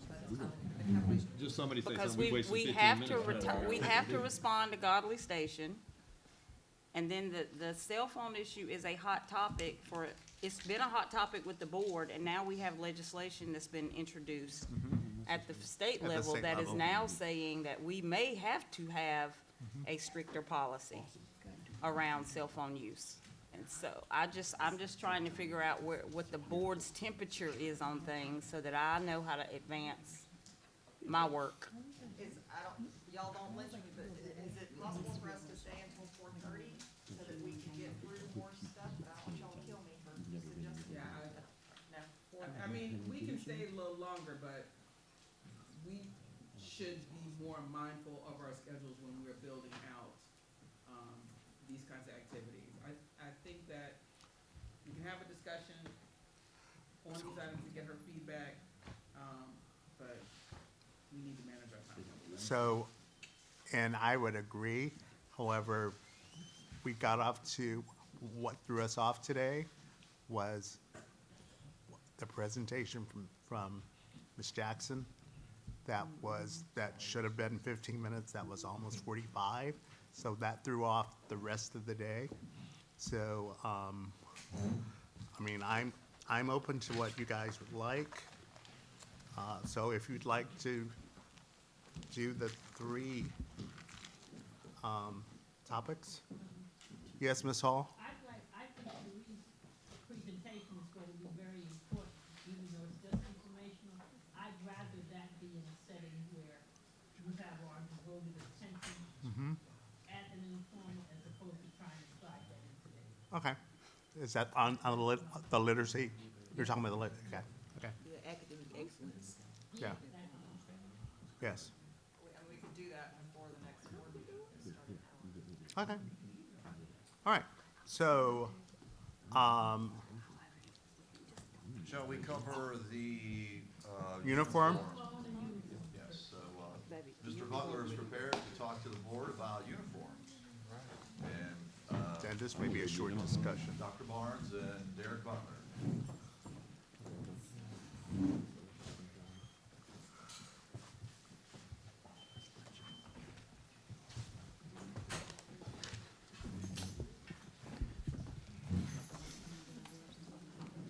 So we'll work to be very brief so that we can cover the electronic device policy review as well. So we're in the process of reviewing the student dress code policy and its impact on our schools across the district.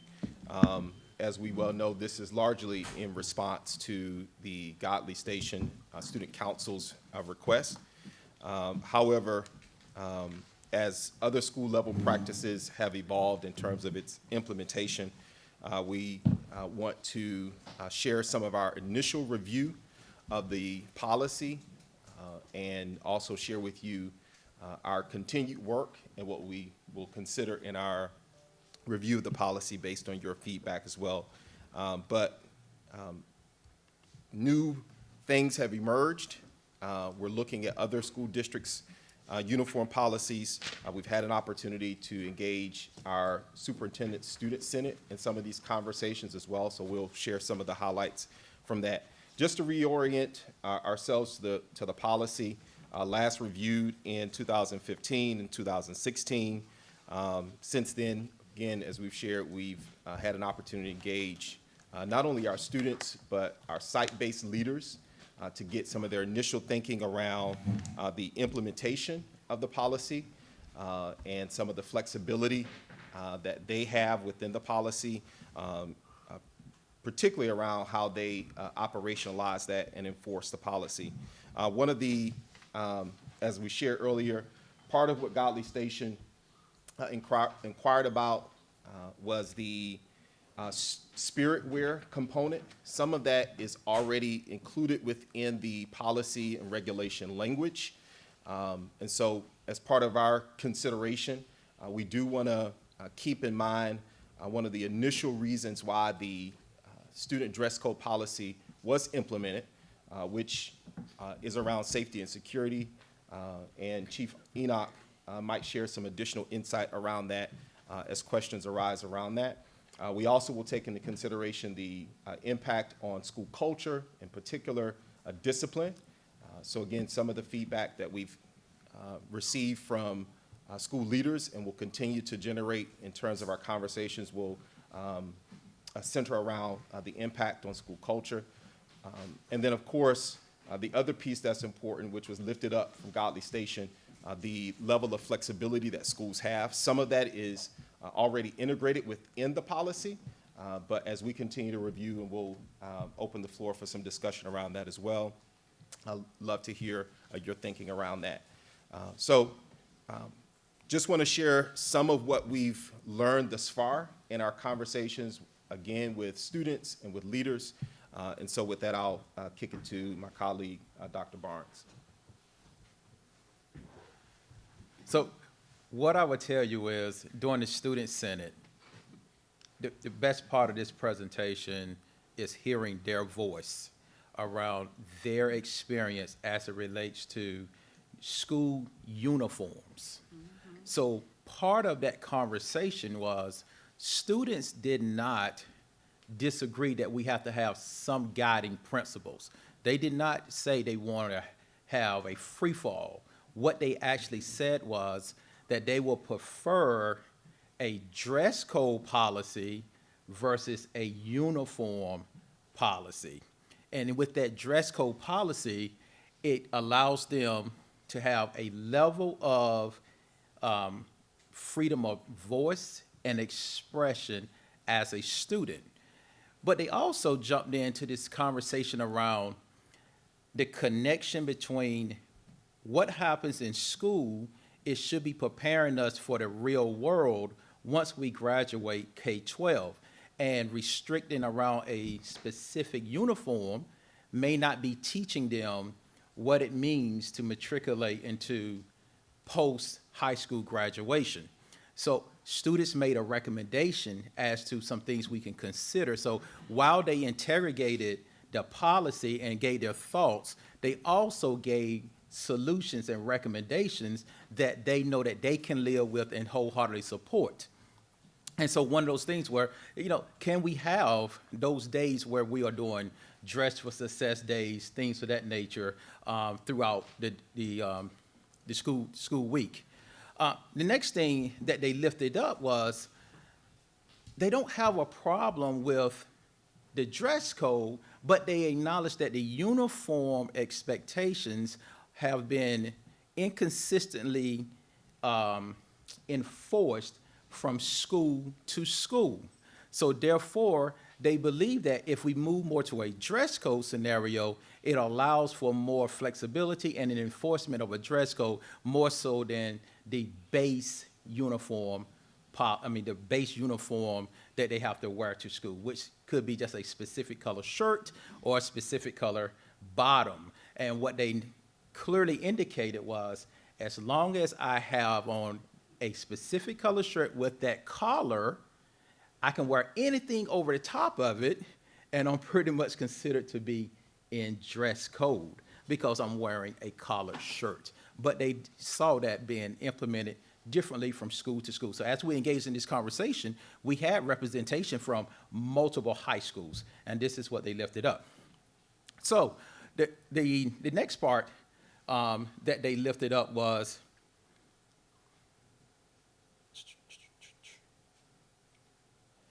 if we were to move more to a dress code scenario, then we need to undergird that with the opportunity to have more selections of spirit wear. So how can the district create opportunities where they can purchase more things to align more with school spirit, not necessarily just with the uniform, because the uniform within itself could be more expensive than their regular clothes that they would wear every day. And that what they lifted up was the accessibility of affordable uniforms were very limited. And I quote, if you're not going to the hair store to get your uniforms, then they may be more expensive, and my mother can't afford to just continue to buy the uniforms, but I can find cheaper clothes than what I can for uniforms.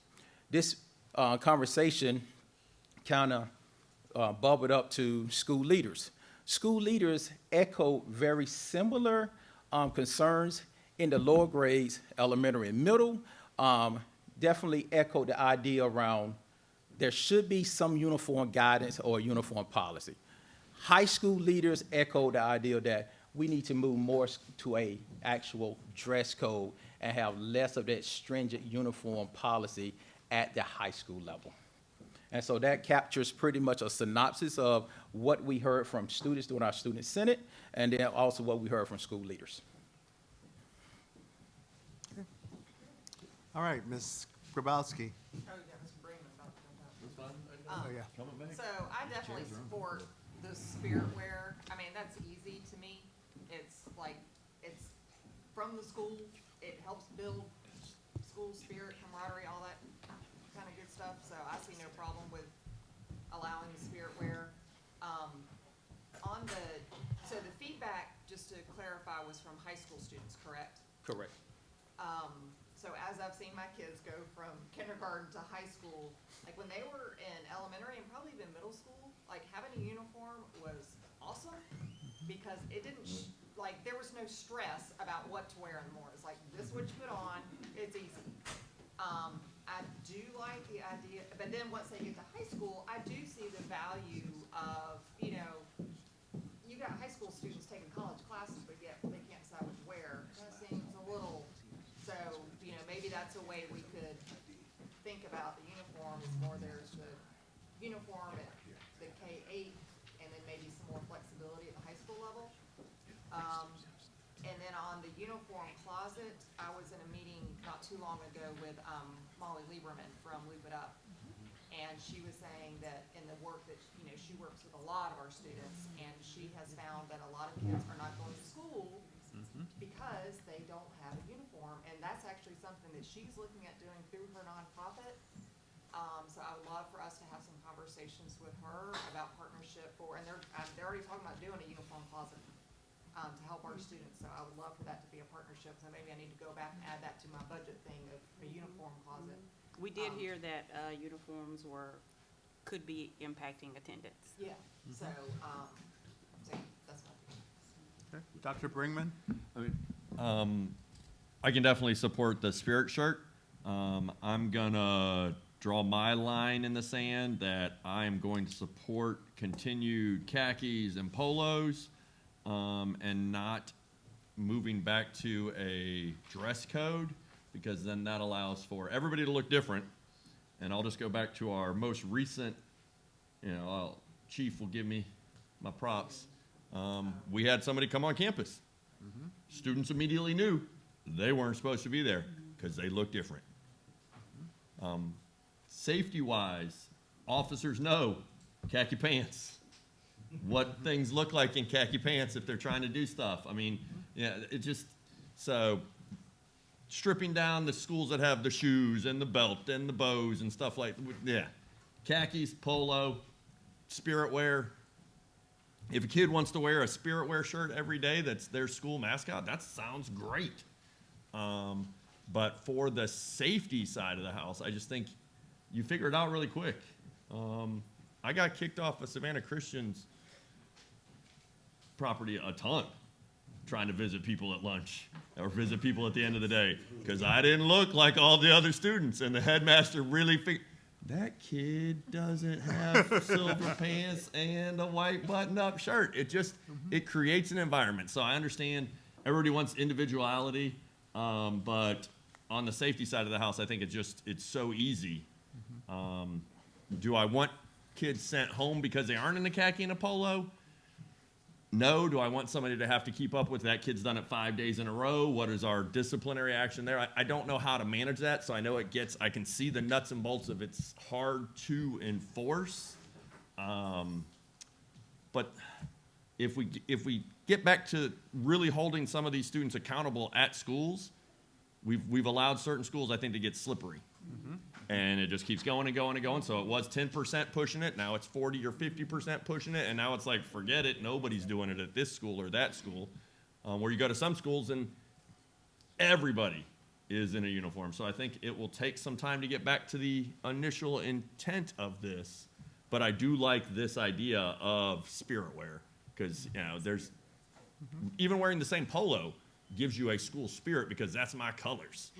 We all know our colors, but here, with school spirit, I think that T-shirt stuff I could definitely get behind. I'm sorry, before Ms. Campbell, Dr. Barnes had something. Yes, I don't want to omit one student voice that is actually captured in your binder, but not on the actual presentation. So when students were asked around the security, they did provide a solution. So I just wanted to lift up what students' voice was around a solution for safety and security, and that was the consistent use and an enforcement of using the student ID, which also they found as a dual purpose for safety on campus, but also use it for lunch, et cetera. So I just didn't want to leave out the student voice around that. Do you mean by like wearing their student ID? Yes, ma'am. That'll be just as hard. Ms. Campbell? I agree with the safety, making it simple, and I think for students to carry their IDs, I would have forgotten mine almost every day probably, and I'm pretty responsible, I would misplace it. But one thing that is more emotional than it is practical is, as someone who went to a private school but didn't have as much money as other people, I think the one thing I think about, even though uniforms, you know, maybe you're buying something that's at a higher price point at some level, it's not as much as buying an entire wardrobe. That then, even as you get older, I feel like it's like, then you're really, and it's not that you're competing necessarily, but you do feel like you're, you know, less than or equal to, or it makes it simple for parents at the younger ages and simple for students at the older ages, that they not have to think about that. They can just go to school and think, I'm the same as everybody else, and now I can just focus on my work. So that's what I would advocate for. Dr. Hoskins Brown? Thank you. Who gets to market and produce spirit wear? Is it only stuff that is produced by the school and sold by the school? Or if I'm a 17-year-old hustler, I can make warrior Yep. shirt? And that is happening, by the way, my bad. already. Entrepreneur. Parents. The fourth E. CVS. Yeah. Right. CBS, that's where I got my That's stuff. happening. And some of our schools are producing that as well. That is happening, Okay, yes. so it's not just, spirit wear is not defined by Godly Station making spirit wear. It is something that says Jenkins Warriors, Beach Bulldogs. Clarify though, some schools, if they have spirit wear every day, it is only their sold spirit wear. It is not CVS or. That's why it's the question, because somebody might go to business, I'm not gonna name it, it's gonna say, hey, they not like us, you know, go Bulldogs. I'm telling you a shirt I own, not one that I'm making up, I mean, so people will. Straight out of Jenkins. And I do want to note that every school, and I do want to note that every school does not have a school store or the actual provision spirit wear, so that students will have that same equal opportunity to be able to wear. So therefore, it results into people being more creative and creating their own spirit wear, because every school doesn't have the same baseline experience for kids to access school level spirit wear. I think that's a challenge. I mean, overall, I'm in favor of continuing the uniforms. What I haven't heard of is the detection of neighborhood gang activity in colors and uniforms and what challenge that represents. It's represented a challenge in the past. I don't know if it represents one now. In terms of the spirit wear, I think I'm supportive of it. Don't necessarily want to have us spending time legislating it, but anyone who's gone to college homecomings sees that people generate all kinds of spirit wear that is not necessarily an appropriate representation of the brand. Correct. And is also brand infringement. And we don't have time for that. We got other stuff to be doing, not legislating spirit wear. But I do think, for all the reasons that have been stated, I didn't feel strongly about this prior to this discussion. I still don't feel strongly about changing it. I was on the board before there was uniform policy, and there was a reaction to it by the community. There used to be pretty well-stocked uniform closets at most schools, and alumni associations did it, churches did it. I do see the sporadic enforcement that people, some schools, it's heavily enforced, other schools, I'm surprised to see that the child has not been sent home. So I think that the benefits to the district for maintaining our course are stronger than changing to a no uniform policy altogether. But I think we do have to figure out guidelines for spirit wear so that everyone will feel treated fairly. And I do want to note that the existing policy or regulation, again, does permit schools to have a specific number of spirit wear days, I think not to exceed 12. So that provision exists. I think the inquiry was about baking it into the larger regulation, right?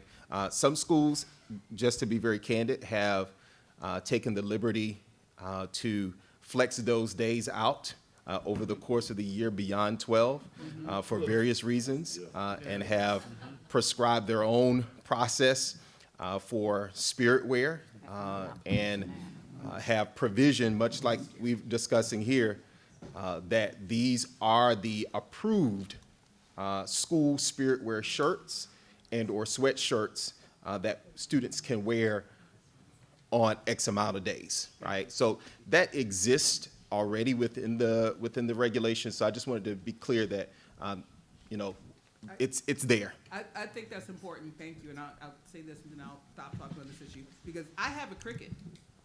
And I expect there are probably students at some of the more creative schools that have crickets, and they'll make a whole wardrobe of their own spirit wear. And so I just think we have to be thoughtful about what we're permitting. I got the grasshopper. Okay, so before we go any further, I would like Chief Enoch to address your question about gangs. Yes. Yes, thank you so much. We gave, as a cabinet, we gave all those considerations, gang wear, outerwear, enforcement of the uniform policy, the dress code. I will tell you that something is important to me. We did have an incident where, and we talked about this in cabinet, where an intruder was identified because they did not look the same. It's the enforcement of that. That's challenging. The ID cards is, we always need, we talk about layered security, ID cards are important. And that came out during the Student Senate, where they saw that as well. That ID card gives us several opportunities. One, to know who you are if you're a student. If something happens to that student and they have, it could be a QR code on there that could be read to say, you know, this student has some special conditions that we should be aware of, those kinds of things. So these are considerations that we've been looking at. I think it's all about enforcement. Schools do have some discretion on how to enforce it. Some schools are 100% compliant, some seldom, it's random. I see remnants of it. You can have a uniform on, but your outerwear covers it up, so we wouldn't be able to know the difference. But we do need some structure. So my position is I left it open to hear what the board has to say, and I think we're getting some guidance from you. The superintendent wanted to hear more, but safety and security is always the #1 priority. There are some advantages in the uniform. There are more advantages in enforcing the dress code overall. And also the wearing the ID badge, which I think is, and you'll see me wearing mine more, even as employees. I ran into the problem with not knowing if an employee should be at a site, or they show up and I don't know who they are. So that's just the world that we live in. And we see more of these kinds of incidents occurring where people are just walking off the streets, they're walking onto our campuses. When school is open, they're there and we don't know who they are. So we're putting some more emphasis on it. This is part of layered security. And it's just not us, this is happening, you know, all around our country. We're putting more emphasis on security like this. So thank you for the opportunity to speak. Okay, so, Mr. Reverend Smith, then Ms. Hall, then Ms. Katchmar, Dr. Howard Hall. Mr. Smith? Got you. So these statements that we've recorded and captured, these are from students, correct? Yes, sir. Okay, my question is, have we polled or will we poll parents? If you all So is decide that a we're gonna fair make question? significant change, I think we would have to go back to the parents. But if there's gonna be no significant change, I don't know that we need to do that. You know, I would raise up that the Godly Station request, actually, I think Came from accounted for parents. that in many ways. In fact, they did specifically say in the policy language to give it an either or. So parents that want to continue with the dress code as written, whether it's khakis and your school color, fine. You wouldn't be penalized for that, but they just want to extend the option to have the spirit wear as really an additional option through policy. Ms. Hall? I think we've pretty much decided that elementary kids in uniform or with the spirit wear, that's a go. I'm very reluctant to hear high school students give us suggestions and we kind of just run over it because we're adults and we know so much better. They always win. The youth, the future always wins. So some sort of way, I'd like you to continue, you know, when do you have to have a final, but continue to engage them. Yep. Take back what we're saying today, the safety net, but I do not want to just say, no, we're not gonna do that. I live right on Sunset where the kids come up from Johnson every day. I see every iteration of, honey, these kids are very creative, okay? And enforcing this is, you know, so I would suggest that we don't just out of hand say, no, we don't think go into a dress code as opposed to strict, for high school kids. More thought. Yeah, yeah. Mr. Katchmar? I am not in favor of eliminating a uniform requirement. I think it serves safety goals, et cetera. I am for a modification of our dress code. My kids do sports, and the sports clubs, they don't print their uniforms or their spirit wear. What they do is they contract with a website, and they select, here's 6 t-shirts, 6 sweatshirts, 6 sweatpants, 6 hats, and then pick the logo you want on those. And we could certainly contract with someone and say, here are the 17 approved shirts and long sleeve shirts and sweatshirts. Pick your school logo, and we can control the logo and do, you know, if we promised 10,000 units, they'd give us some subsidized pricing.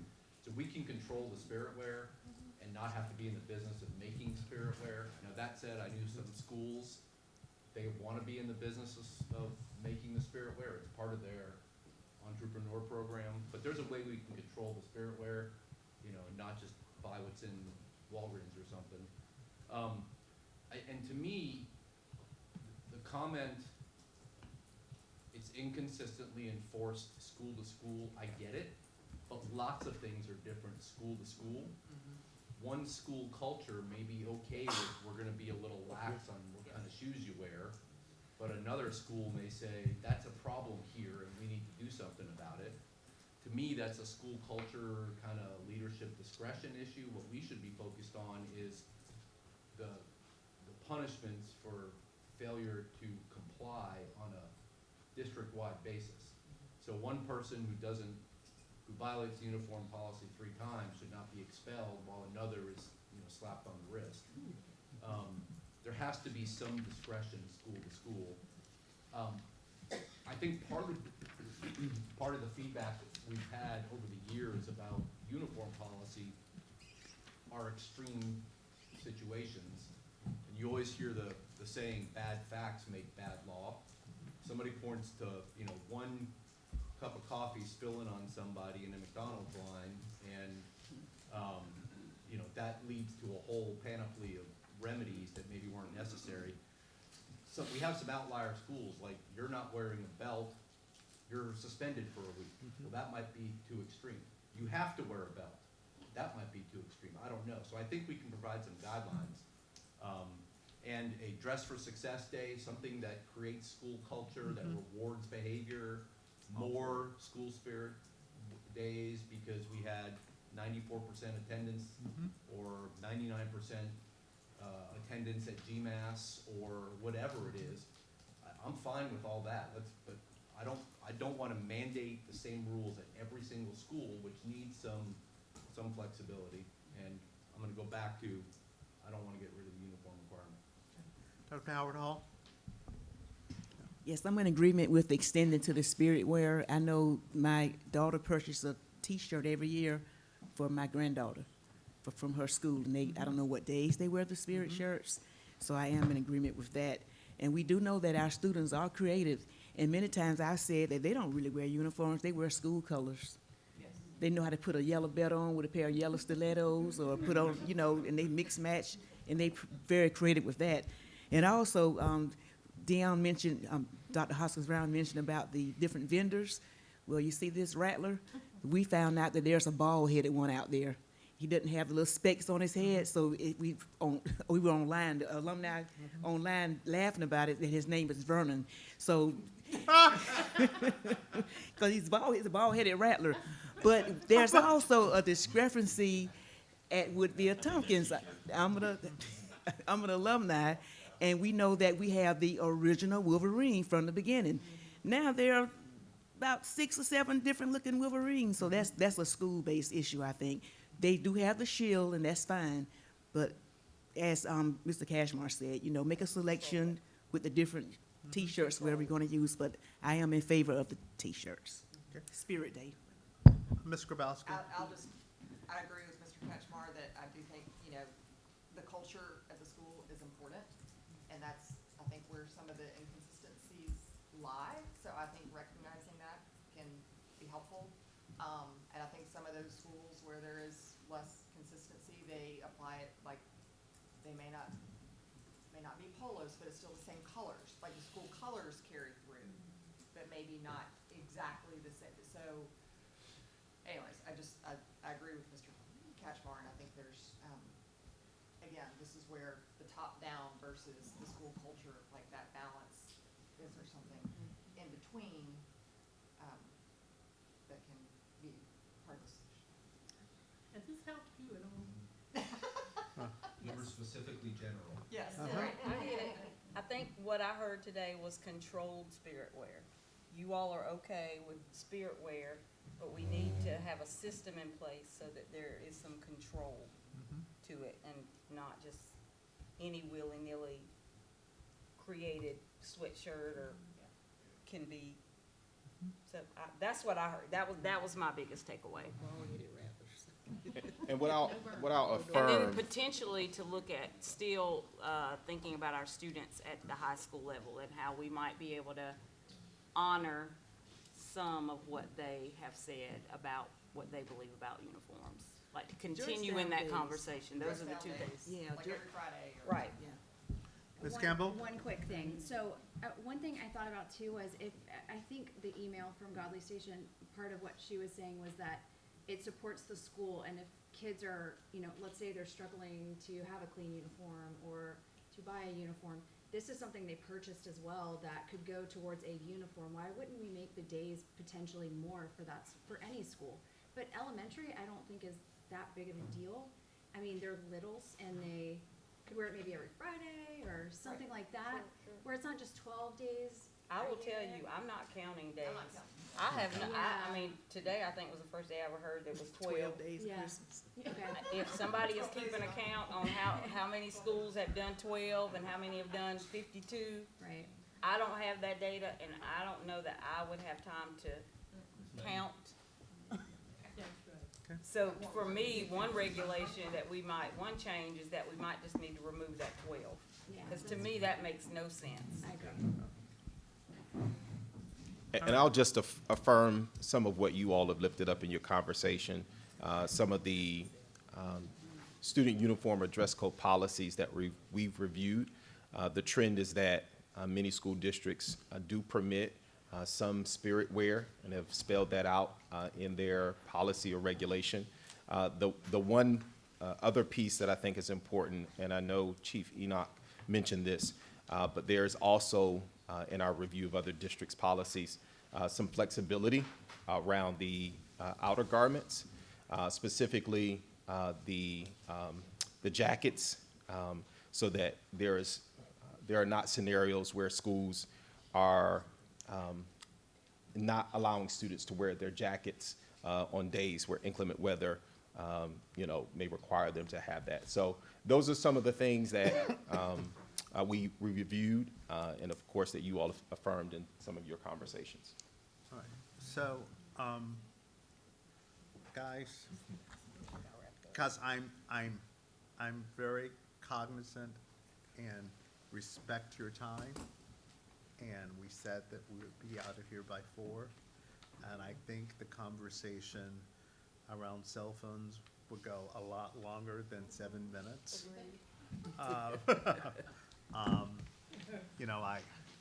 I will say, I really would like us to have our own policy before the state tells us what to do. But, Are we going to bring it in committee? We- To a committee?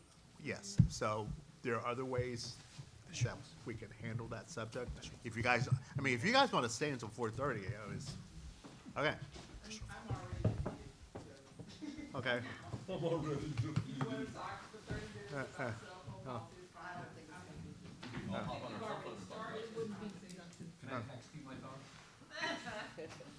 Oh. We trifling. It's okay. I know. All right, so, Mr. Feliciano, you have something? No, no. I'm sorry. He just read it. I'm sorry. Yeah, okay, I'm sorry. Ms. Grabowski has a comment. Just real quickly, this was gonna happen over lunch and it didn't. Oh, I'm so sorry. Um, I'm so sorry. No, it's all good. So if there is something, in the GSBA policies that we want to suggest that GSBA consider revising as part of their annual slate, Mr. Moss has already sent some comments back. Kurt sent that out once. So maybe Kurt, wherever you are, if you could send it out again. Yes, I'll resend Because if we want to make any changes, we have to do that at our March meeting. So if you have any changes you want to consider, please send them to me or the board or whatever, so that we can come to that meeting, prepared for a more streamlined discussion about ones we might want to discuss. Thank you. Okay, anyone else? I don't have to take, we're adjourned. You okay?